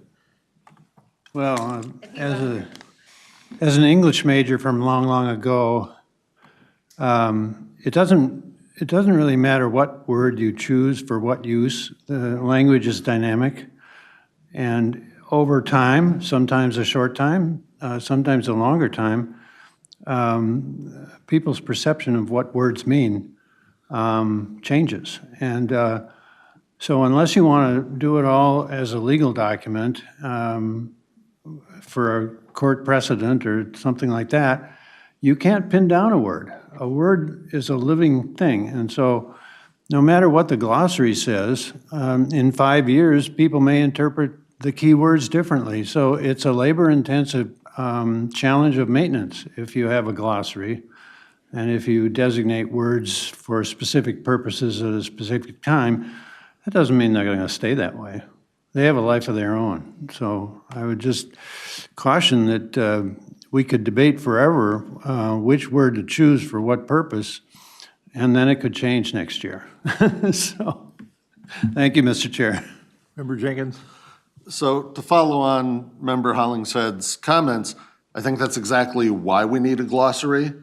It will communicate our intent at the time and not leave it in the ether for everyone to define individually. And besides, maybe we can put in UZA too, so. So let's put that on our work plan, and we'll thank Commissioner Holbert for starting us out on this conversation. All right, we got anything else relative to the motion? No. All right, we got a motion and a second. We got a motion with a movement and a seconder on the table here, 2023-43, in its recommended form. Any further discussion? All those in favor of adoption of the motion as recommended form, say aye. Aye. Opposed? Carried. Member DeGan, did you want to comment? Yes, I was taking the liberty of just doing a little quick research. The EPA lead and copper rule uses disadvantaged communities and disadvantaged consumers to identify what it's just the eponymous communities. Executive order from the President, January 21st, defines equity and underserved communities. And then the Department of Transportation Justice 40 initiative uses disadvantaged communities as a definition. All right, thank you. And Mr. Sure. Chair, that's always why I ask every time, what does this mean? Because that's, you know, I think they're always going to change, and to your point, if you're communicating, asking what it means is probably the safest bet in this world today. Yeah. Member Geisler? And I would say too that, especially because what this is about is people need to apply for applications, and it is a technical definition that gets scored. Yes. Which is why I think it needs to be defined of what we mean and what our intent is. I think the wider conversation of language moving, absolutely agree. That's why I think more words are better than one in some of these cases, where it's really nice to see the header, but understanding what we are going for is important to understand for the applicants, so they know how to get the points, so they know how to get the money. Thank you. Member Johnson? Yeah, so going in a little bit different direction, and I apologize in advance to staff because I'm asking, like, can we do more, you know, down the road? But I think this group, like, we just had this sort of list of changes, and I think even on the meeting on Monday, I just didn't have a sense of, like, what are all the things that we did change in a very, like, systematic way? Like, why did we change the language?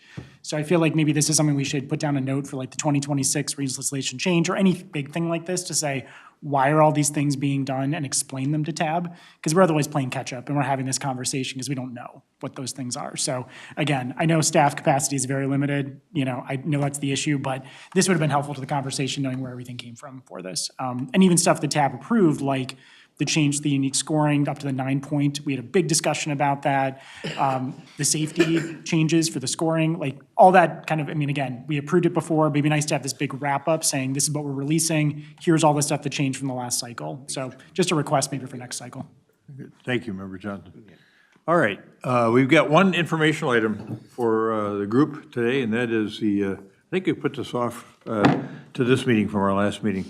Transportation System Performance Evaluation. Liz Roten is with us from MTS.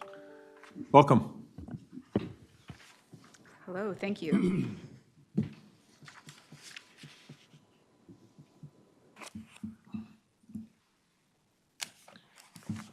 Is this close enough for everyone to hear me? The microphone? Closer. It's difficult to hear you. Yeah. So I like to say I'm a little vertically challenged. Hello, good afternoon, everyone. My name is Liz Roten. I'm a data scientist in the Metropolitan Transportation Services at the Met Council. Today, I have a show and tell for you of the Transportation System Performance Evaluation. So the Transportation System Performance Evaluation, or TSPE, is a comprehensive review of the Twin Cities transportation system. And it's required by state law to be updated before every TPP, so as it's coming now. The document contains data from a variety of data sources, including demographic context from the US Census, comparison to peer regions, from national data sources, as well as data from local agencies and researchers, and travel data from the Council's Travel Behavior Inventory. So in this presentation, I'm going to give you a brief tour of the TSPE, highlight a few features, and leave some time for questions.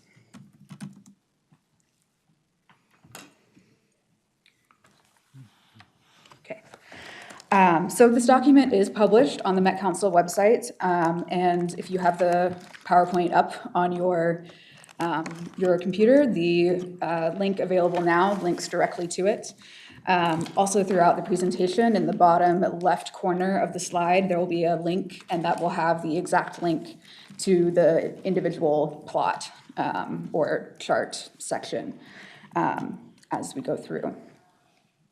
So new in this cycle, we've focused on making this document web native and interactive. All of the charts and maps are interactive rather than static, and this allows for a more rigorous exploration of trends. And on the back end, we've improved our data management, took time to really build a reproducible data workflow, and leave us in a really good position for the next time we go around and do this. And even though we focused on making it web native, we do have a static PDF available upon request that has all of the same information, just in a PDF. And though the total number of figures for this document is fewer than previous TSPEs, we focused more on quality over quantity and our ability to easily make this again the next time around when we get more data.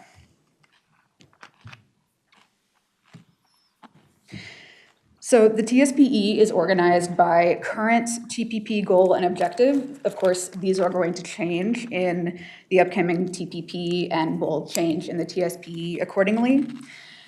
This is a screenshot of the first page of the document. There's a search bar, and everything is organized by goal and sub-objective in the left. This is an example of a page in the TSPE. So this section displays data from MnDOT's Omnibus survey, which shows how perceptions of safety while walking have changed over time. Every plot is accompanied by key context, which has been provided by our transportation planners. And again, all the charts are interactive. So whenever you hover your mouse over a part of the plot, you will get a little pop-up tooltip, generally in the form of a sentence. So in this example, we see that in 2012, 36% of participants responded very safe while they fell while they were walking. Another feature is that all of the plots are available for download in a static high-resolution PDF in the appendix. So if you want to incorporate them into any presentations, that is a straightforward way for you to do that.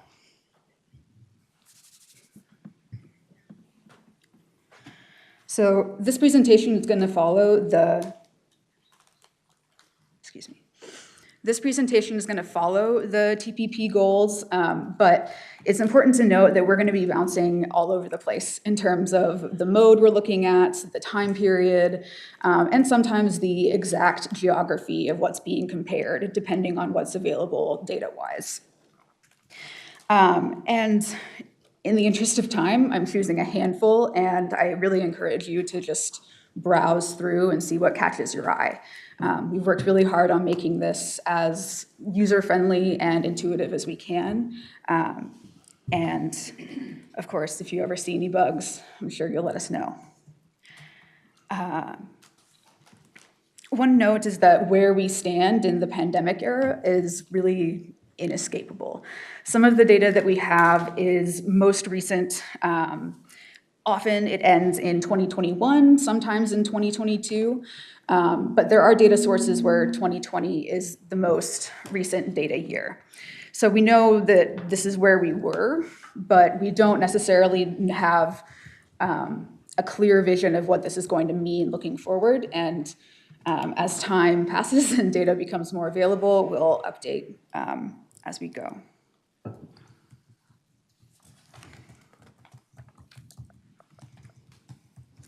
Okay. The first goal is system stewardship. This involves in preserving and maintaining the transportation system as well as operating the regional transportation system efficiently and cost effectively.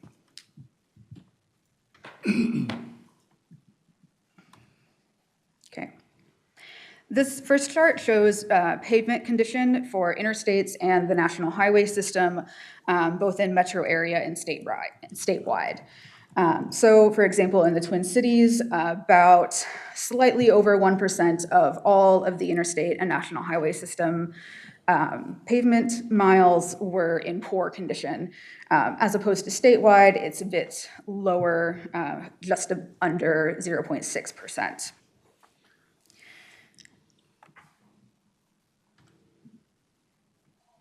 You can also map this measure over time and over the metro region. So in this map, you see all of the principal arterial system that is in good, fair, or poor pavement condition. And you can also toggle in the small, the little buttons on the upper right to look at how the pavement condition has changed from 2017, 18, 19, 20, and 2021. And we do get this question fairly frequently. This is only including the principal arterial system, so the pothole that I avoided on my way here on my local city street is not depicted. The next is to operate the regional transportation system efficiently and cost effectively. One example is by looking at transit productivity. There are a variety of measures we use for transit productivity, and this one I'm showing you here is the number of trips per revenue hour. Of course, there was a major decline in 2020, and this is seen across the entire country. In this instance, the Twin Cities is in the dark blue line, and all of our peer regions are in the lighter blue lines. And as you hover over each of the lines, you can see which region is which. Okay.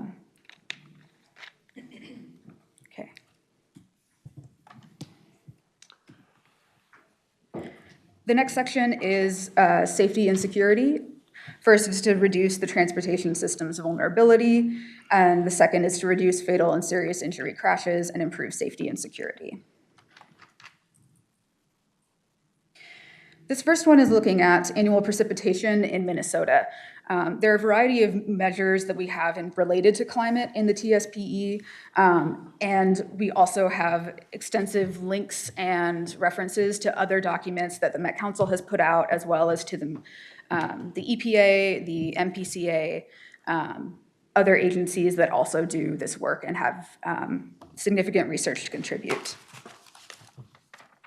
And in particular, we have more resources on extreme heat and localized flooding, particularly as it relates to the transportation system. This next plot is showing the serious injury crash rates on Minnesota roads from 2017 to 2021. The Twin Cities is in the red line. The state of Minnesota as a whole is in the dark red line. So we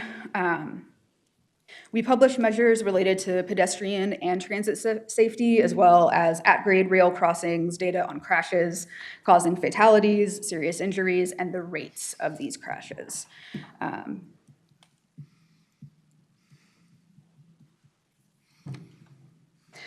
The next section is access to destinations. First being increase the number and share of trips taken using carpool, transit, bike, and walk, and to improve the availability and quality of multimodal travel. This plot is using data from our travel behavior inventory, and it looks at the percentage of trips that are made by walking and how that changes by community type across the region and by survey year. There was a significant increase in walk trips between the 2019 in the dark blue and the 2021 in the orange survey years across almost all Thrive designations, with only emerging suburban edge reducing its percentage very slightly.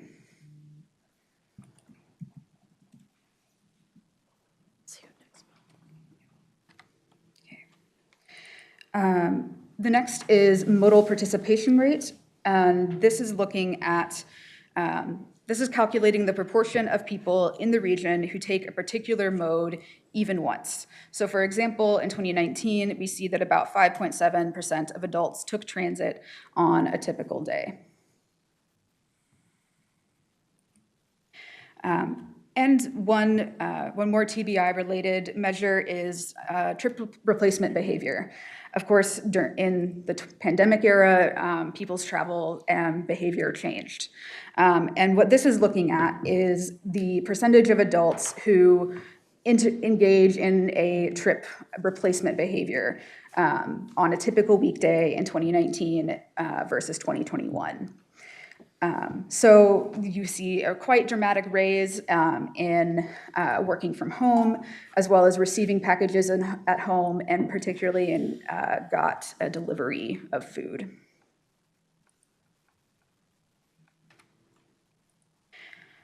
Another measure under here is transit ridership. We see that total transit ridership decreased between 2015 to 2019, about 1.8% annually. Of course, it decreased dramatically in 2020, and in 2021, we are at about 42% of 2019 levels.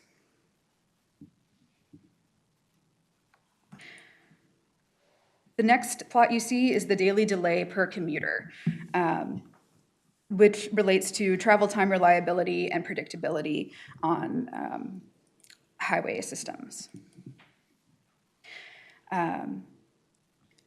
And in particular, again, this is where the Twin Cities is in dark blue and all of the peer regions are in the lighter blue. We've generally mirrored the national trends of other regions, and of course, there was a decline in 2020, as I'm sure most of you experienced, that there was commuter delay dropped. Next, we look at Easy Pass travel time as compared to general purpose lane travel time. The region builds Easy Pass corridors to provide a reliable travel option, and we can see how effective it is here. The gray line is the travel time, the range of travel time that you might experience on I-35W northbound in the peak hours from 6 a.m. to 10 a.m. The blue line is the easy pass lane. So you can see that the variation in the blue line is very consistent across the entire morning, even at the very peak of commuter demand for going. Whereas particularly around between 7:30 and 8 a.m., the general purpose lane could go from 13 minutes to 19 minutes, which is quite a range over time.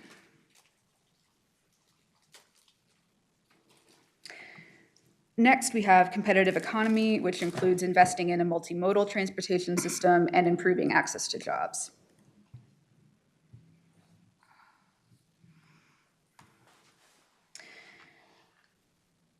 So this is one of my personal favorite plots in the TSPE.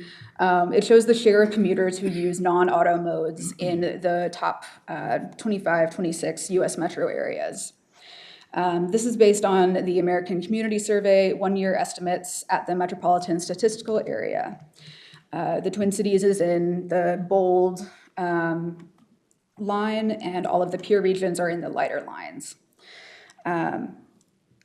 In the work from home in the yellow on the far right, we see that even before the pandemic, working from home trends were going up dramatically.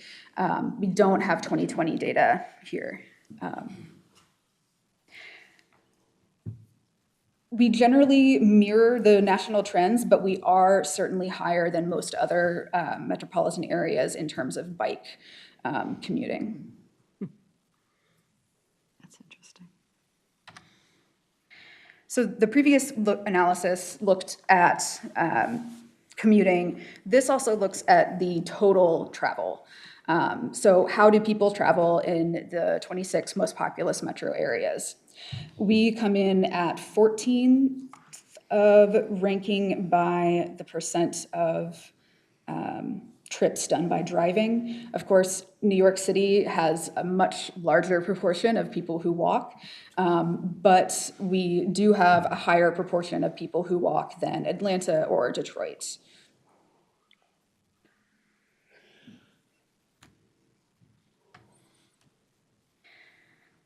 Speaking of job availability, this plot looks at the number of jobs available within 30 minutes by car, and with the Twin Cities as compared to peer regions. We're looking at this, we've done this analysis for multiple modes, not just car, and we compare with our peer regions. This is based on data from the University of Minnesota Accessibility Observatory. So what this says is that in 2016, the typical worker had access to about 741,000 jobs within 30 minutes by auto. Among the compared peer metro areas, only Los Angeles and San Jose have a higher number.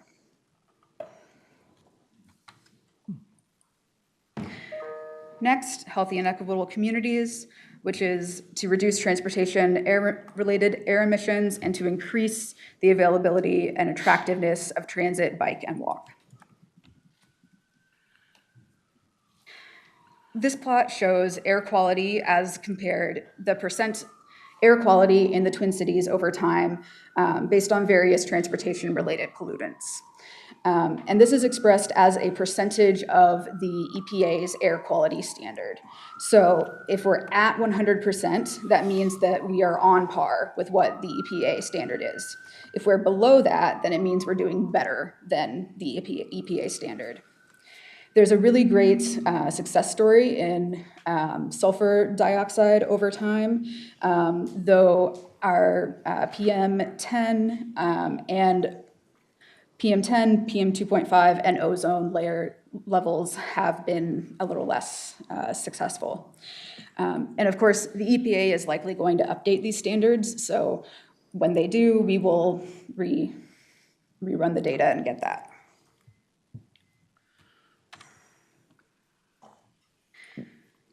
Next, we're looking at the vehicle miles traveled as compared to population from 2010 to 2021. This is a key predictor of greenhouse gases, particularly given that most of our regional fleet is gasoline and diesel. Vehicle miles traveled per person remained pretty stable at 25.5 VMT per person from 2010 through 2019. In 2020, it of course fell dramatically to about 20 vehicle miles traveled per person per day. And in 2021, we're already beginning to rebound towards that similar rate. Speaking of the fuel, we also have statewide gasoline consumption. This goes all the way back to the 1960s. Statewide, in the short term, it tends to follow vehicle miles traveled trends, but in the long term, you see changes in fuel efficiency in the vehicle fleet over time. This is also of particular importance given transportation finance and fuel taxes in federal and state transportation funding.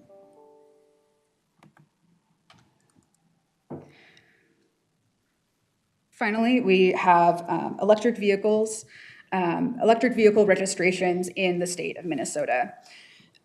Plug-in hybrid electric vehicles in the dark blue line have grown 48% from 2018 to 2022, while battery electric vehicles have grown 241% over that same time period.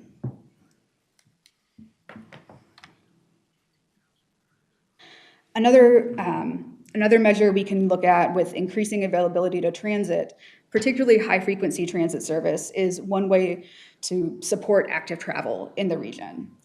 And so here we are looking at transit availability in the region as both the amount of geographic area within a 10-minute walk and as the population served within a 10-minute walk of home. So this plot shows the share of the population in the region that has access to transit within a 10-minute walk of home by transit type. So a much higher proportion of the region has access to any kind of transit than high-frequency transit.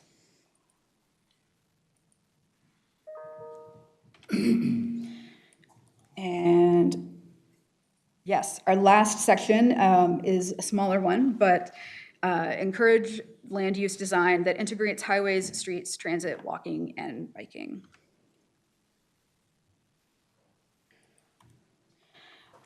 So this plot is based on an analysis done in April of 2021, where council staff conducted a review of 66, at that time, completed comprehensive plans and compiled the resulting transportation-related policies, like those that include transit, bike, or pedestrian supportive policies in their plan. Communities vary to the degree in which they considered transit in their comprehensive plans. Slightly less than half of the communities pursued opportunities beyond transit ways or referenced transit ways that were included in their increased revenue scenario. Digging deeper, I think those of you looking for a glossary will be happy with this. The appendix includes 7 sections, which include a few supplementary plots, tables, and maps. We have links to resources from MnDOT, MPCA, the National Transit Database, many federal agencies, as well as acronyms and definitions, plus links, a glossary of terms, and references to the raw data sources we have, and links to other partners and measures. And of course, a full list of figures and list of tables, which is cross-referenced. So if you go to the appendix and you click on one of the links, you can go directly to that plot in the document. One map that I have found very useful in communicating with my friends and family about the work I do is a map of the geographic boundaries of the region. So we have the 7-county, the 9-county, the core-based statistical area, and the metropolitan planning area. All of these definitions include the core 7-county. The metropolitan planning area extends a little bit beyond that. The 9-county, of course, extends to those additional counties, and the CBSA extends into parts of Wisconsin and further north.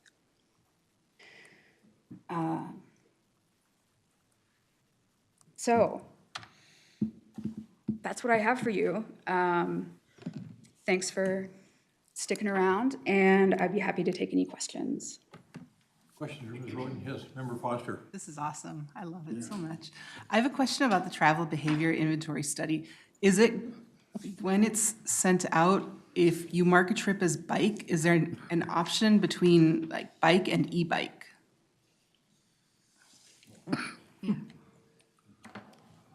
There is I don't now, remember. I think.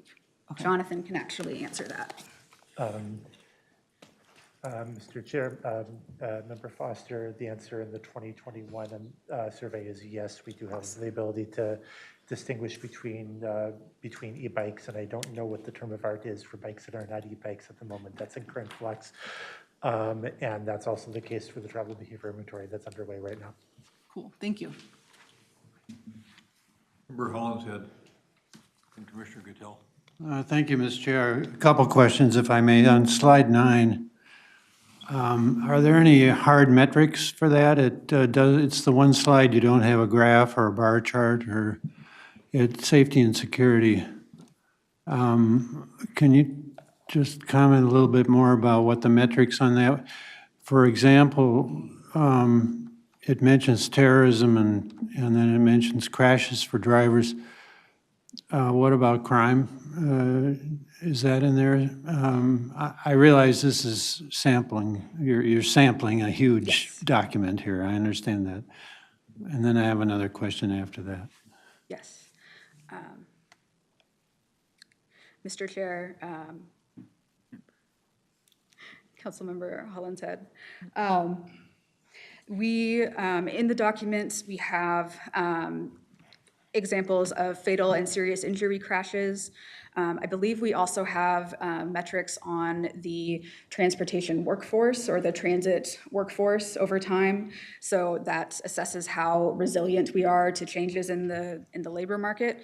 As I'm sure we just noted earlier, we had to reduce service because of limitations in operators. Terrorism in particular was not, there isn't really a good data set exactly for that. But it's listed here because that's the objective as it is in the TPP. I think I'm most concerned with crime. Does crime Yes. have a data set? It has lots of data sets with Yeah. police departments and Metro Transit Police and et cetera. So There are a variety of data sources, and for this one, we went with the definitions of crime and vehicle incidents as is reported in the National Transit Database. okay. And then on slide 24, pollution. I recently came across a Bloomberg item about when you buy a car, you should be concerned not just about what happens to the air outside your car, but what you're breathing in the hours and hours and hours annually that you spend inside the car. Right.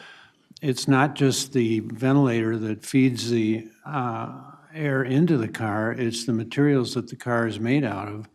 Are there any data sets that figure into this category of performance evaluation or not? I'm just curious.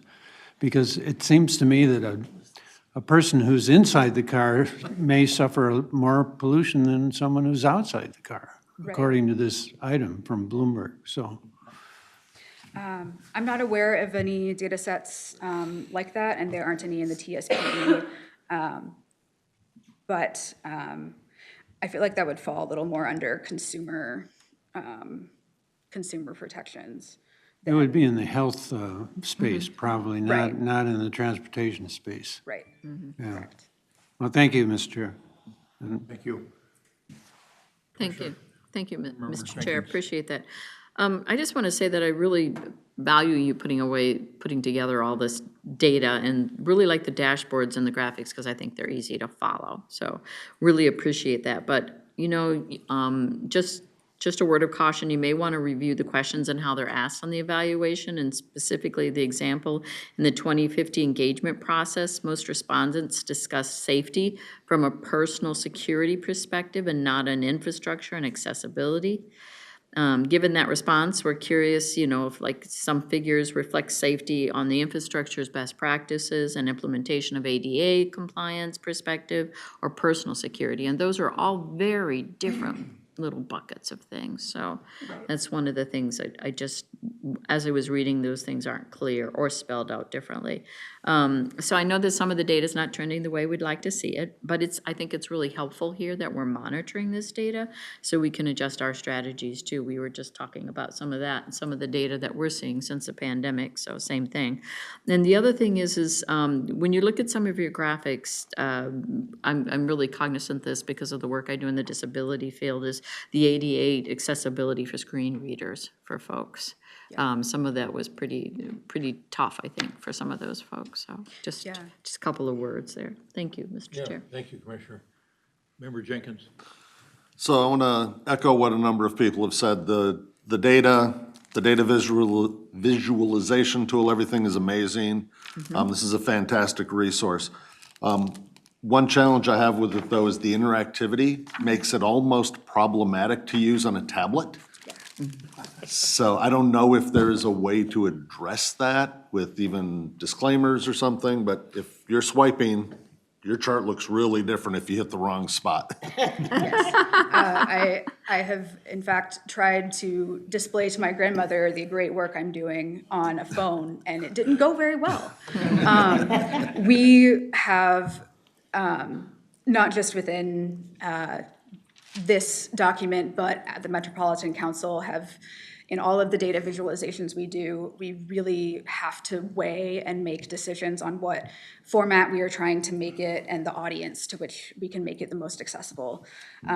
And we focused more, we do use on the back end, like the user interface, we use technologies that are more adaptable than your classic simple HTML page. But we focus more on having desktop accessibility be really top-notch than all of the various sizes of screens.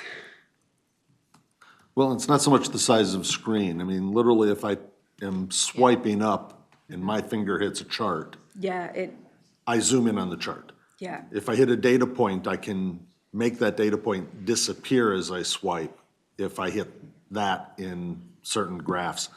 So those are the issues that are of concern to me, and I can show you those after the meeting if you want.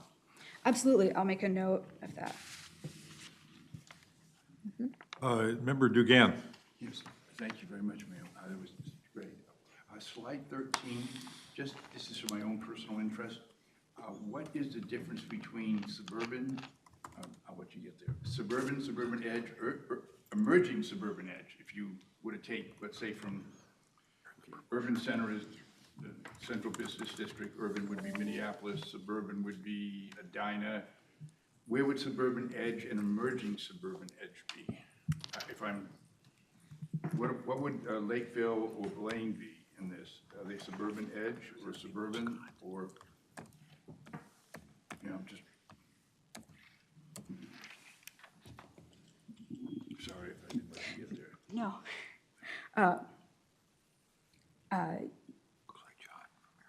Yes. Chair Hovland,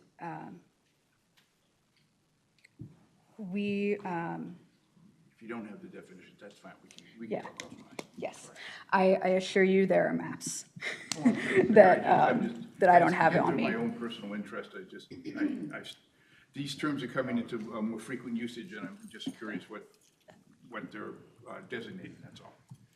Mr. Chair, Member Dugan, these terms are official council community designations that are adopted by the council that appear in Thrive MSP 2040. They've recently also been readopted, and there is work currently underway to redesignate them. They'll look very similarly, but it will be part of the regional development guide process as well. They're designations that are officially adopted by the council for communities based on their density, based on their provision of urban services and a number of other factors. And that, do you have thank you, Jonathan, that's great. Do you have an example in terms of, Apple Valley versus Blaine versus Woodbury versus, and just one we could visualize? We can get you a map. I don't want to, I don't Okay. want to misspeak and misclassify. Oh, here we have a map right here, so I'll give you an example. Send me the map. Don't want to bother you. Nothing ever happens quickly when you're trying to do it live, but we'll get you a map. Yeah. Jonathan, thank you. Thank you, Mr. Chair. Thank you. Member Payne. Thank you, Mr. Chair. I was curious if we have formally integrated this performance management into our regional solicitation scoring. I would imagine we'd be able to do a retrospective and say 10 years ago we made this investment all around these goals. Today we're measuring this outcome. And this is kind of more of a curiosity because I'm wanting to incorporate more performance management into the city of Minneapolis. So I'm just curious how we operationalize this into our future looking decisions. Right. Good question. Mr. Chair, Member Payne, I mean, that's a really good question. And I think that, from the perspective of this document, it's a legal requirement that the legislature placed on us about 40 years ago, that before we do a major plan update, we should be looking at our performance over time. And so we've been doing that for that purpose. And I think that's a best practice that we assess performance and assess key indicators from our last planning process or whatever the process was in advance of doing it again. And as part of the continuing process that we have, that's our practice with the TPP, and it's certainly can be our practice with other documents as well. Thank you. Member Marest. Thank you, Chair. Again, echo very, very good information. Really, thank you very much for that. A quick question on slide 3, perception of safety when walking and bicycling. The very safe and the not safe at all seem to be squeezing, kind of the bookends seem to be squeezing in the responses. Myself, growing up in the inner city and now living in the outskirts of the planning area, very different conditions can lead to very similar types of responses. Is there a heat map on where those responses might be, per zip code or per TAZ or something like that? Mr. Chair, Member Morast, so this data source is MnDOT's omnibus survey. So it's serving the entire state of Minnesota. I don't believe I've seen any geographically broken down maps, but I can certainly direct you to the materials that they have for that survey. Perfect, thank you so much. Commissioner Karleski. Thank you, Mr. Chair. Thanks for the presentation. If you could call up slide 20.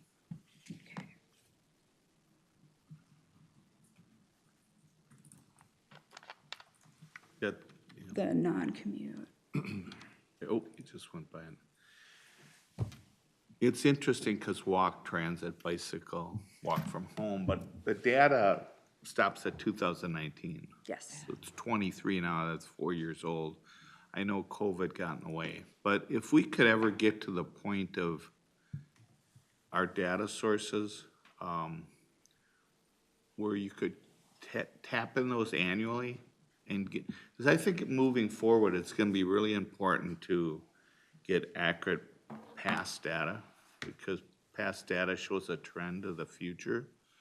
So it'd be nice to make these investments, but if we had 23 data that we're using for 24. And in fact, if you go to the next chart,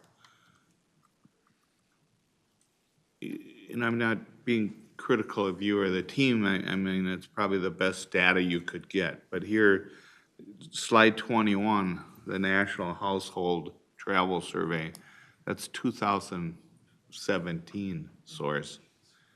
Now, that source, the data might be from 2015. We don't know. I mean,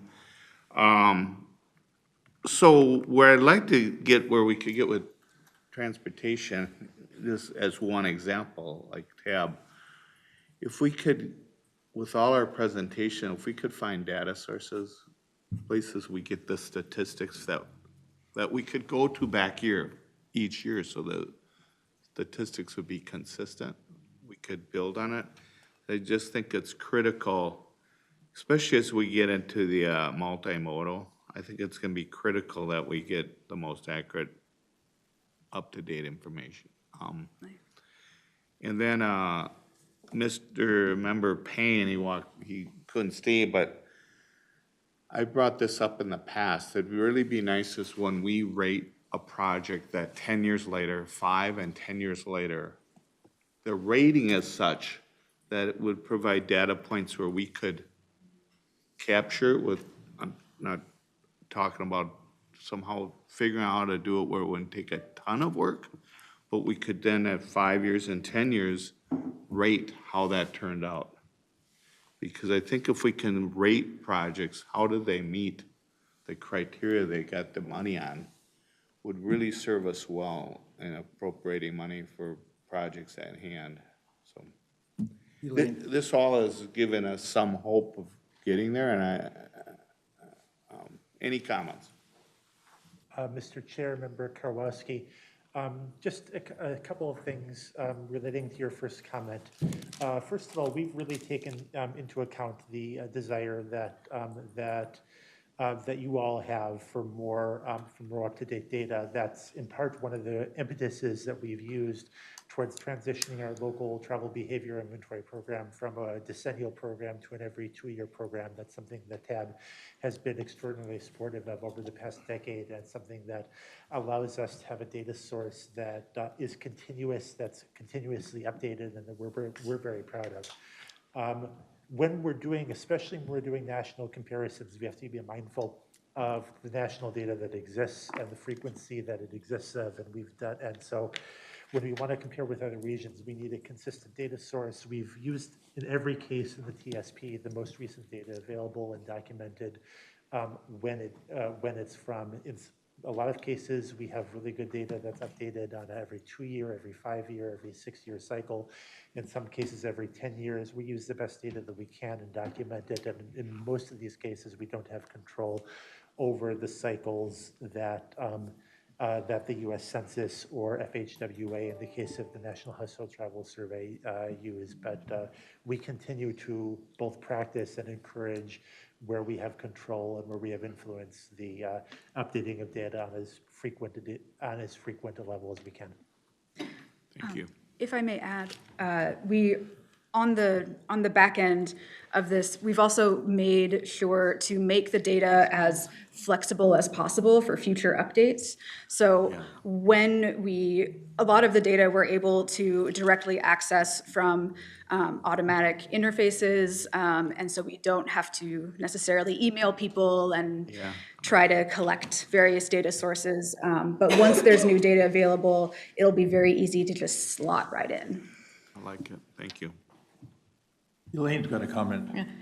In response to what Elliot had first mentioned and Karwoski, we have, our council staff has done the before-after study on the regional solicitation project. So the first 2 phases were based on fewer projects because it was early on. And so this next evaluation, we'll be doing another phase. And so we'll be looking at the projects that were first selected in 2014 and looking at the results from the last 2 updates, or the before-after studies, and then now with the current, plus any other projects that have gone in. It's looking at what did they put in their application, and then what were the results for each of those measures. Sounds great.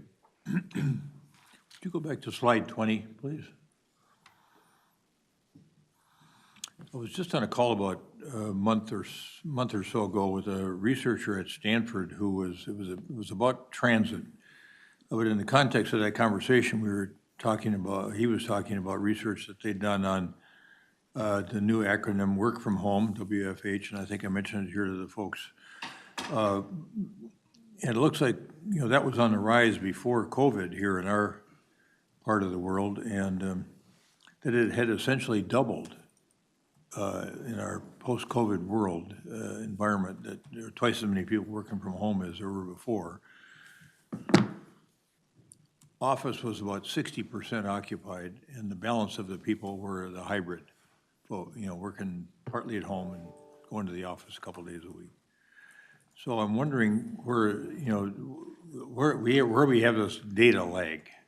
If he's getting information that's fresh to us in 2023, and we're still relying on, goes to Commissioner Karwowski's point about being as current as we can be. How do we help you do your job more effectively, because you do such a good job? Mr. Chair, this particular data set is from the American Community Survey. And so we are, in a sense, at their mercy of when they choose to release data. However, we do have more information on work from home trends specific to our region in the travel behavior inventory. And that's available in other places in the TSPE and in council resources.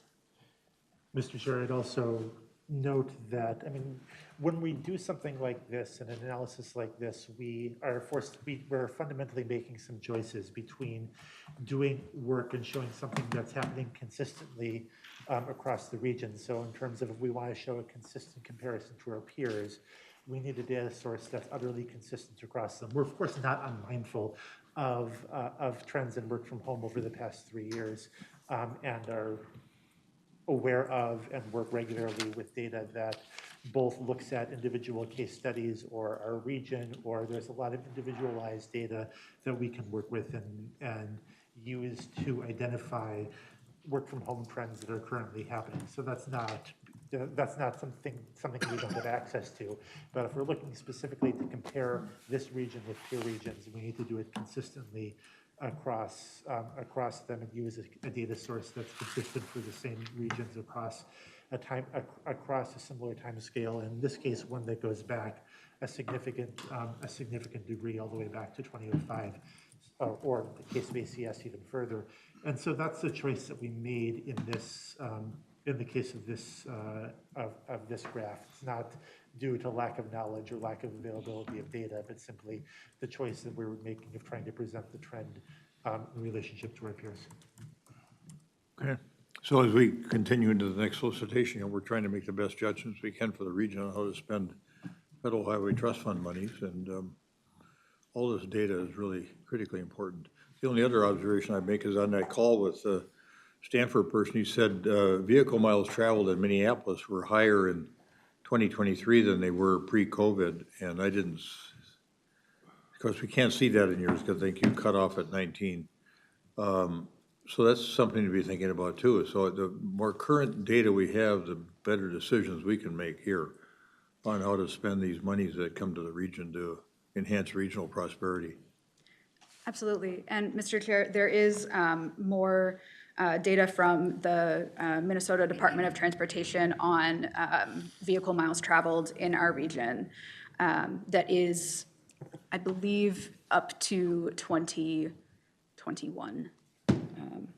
And MnDOT is extremely reliable in their annual releases of these metrics. So we have a really great partner in that agency. Member Hollinshead. Thank you, Mr. Chair. This is such an extraordinary resource. It strikes me that, is there a tech support option? Yes. In the website or the web page where we could send a message to you to ask a question about how to put something together out of the data or read something that's in the resource? Mr. Chair, if you have any, if anyone has any questions or specific technical support questions, feel free to contact Liz directly. Her contact information is in the slide, or you can contact me. Happy to provide technical support. Thank you. Good. Thank you, Mr. Chair. Member Geisler, then Member Foster. Thank you, Mr. Chair. I just want to, as we talk about using the data points, I want us to think about also there's externalities here that aren't always captured in each of these individual data points that can influence what happened with what we did. We look at metrics, and then there's other influences that cannot be comprehended by metrics. That's the nature of data. That's how it works. These are all information points. If you think about, the idea of triangulation, we look at 15, 20 different metrics. We look at the outcomes and something doesn't fit.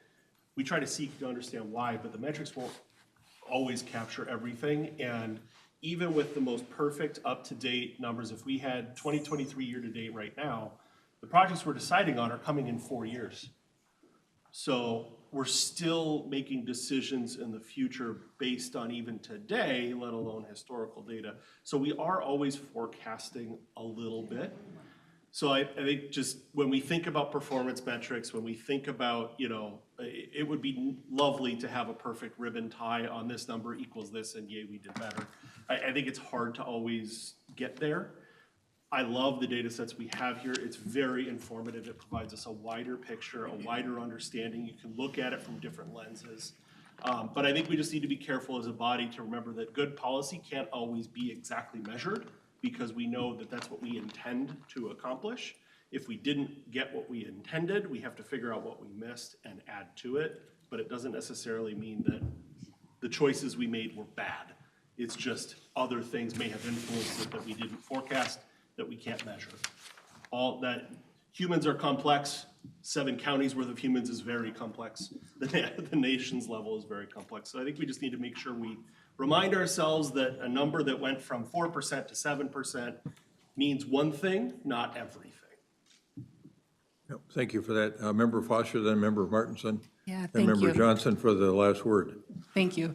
So I'm a data manager. I'm definitely not a data analyst, but one thing that I'm like, the kinds of data collection that people are asking for would cost probably hundreds of thousands of dollars. And like that kind of data is also coming from targeted surveys of people who aren't necessarily using the system. If we really wanted to invest in the kind of data that would allow us to have like up to date, like either by the month or the day, I don't even know how much that would cost, and I also don't know what it would really tell us that we're not learning from things like this. So I just really want to appreciate and like say that out loud, so thank you. Thank you. Member Martinson.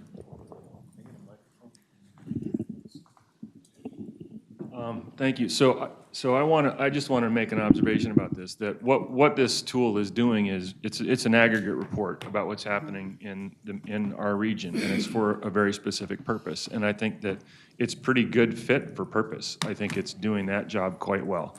What I'm hearing is, around the table, is a lot of appetite. We heard some of this at exec as well. Appetite for more attention being paid to outcomes evaluations, outcomes assessments of the kinds of outcomes that people are promising when they are applying for projects that we're funding. We are not currently doing anything specific to projects. We are not currently requiring people to collect metrics of any sort about whether they're accomplishing their goals.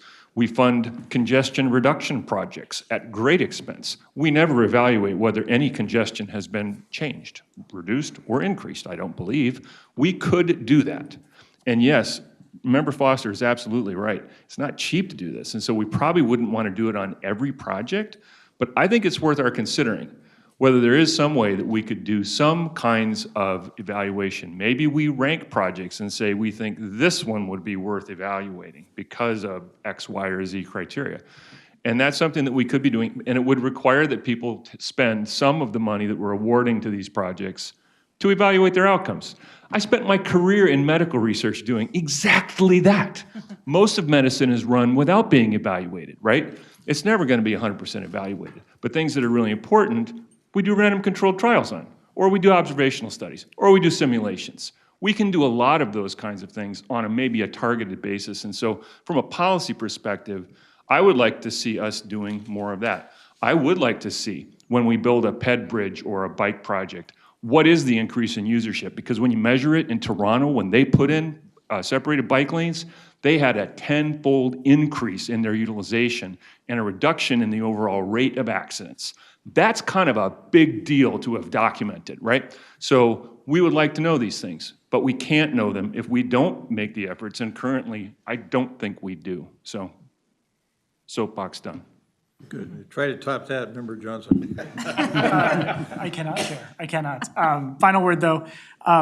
Again, I feel like this is a great tool. You know, I think it's good to have the caveats with, like, what does this actually tell us? I mean, As far as I know, the only data source that Met Council controls is the travel behavior inventory, where there is that attempt to make this very responsive. Everything else is pulling from either national databases, it's coming from MnDOT. I think that does, I just want to put like a name on it though, that does leave us with sort of this gap, which is what a lot of people have been talking about, which is if we really want answers to particular questions about our work here and what the outcomes are, like that means we need a different data set. Like these things can't specifically answer some of those questions you might be asking.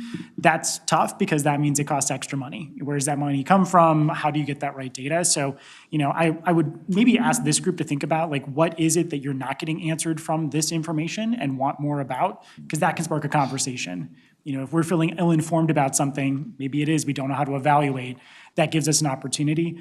But bottom line, this is a lot of really good data that's out there. It helps us, again, comparing ourselves to other peer metro areas is huge.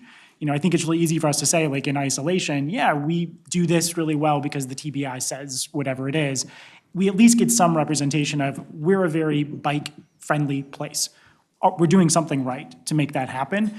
For the other ones, though, we're kind of in the middle. So, I think that's a good thing for us to at least look at what can we get out of this. Maybe this is a suggestion too about just periodically, we as a group come back to this and we have an item saying like, what's new? What can we talk about? What's really out of date that we maybe don't put as much emphasis on if we don't have data since 2017. So that's my last word. I hope it was good. Yeah, that's a good last word. Thank you. All right, thanks for hanging in there with us all, and thanks for that good update. Appreciate the fine work you're doing, and I think you can tell from the voice of our tab members that they're greatly appreciative as well, so keep up that good work. All right, we'll stand adjourned.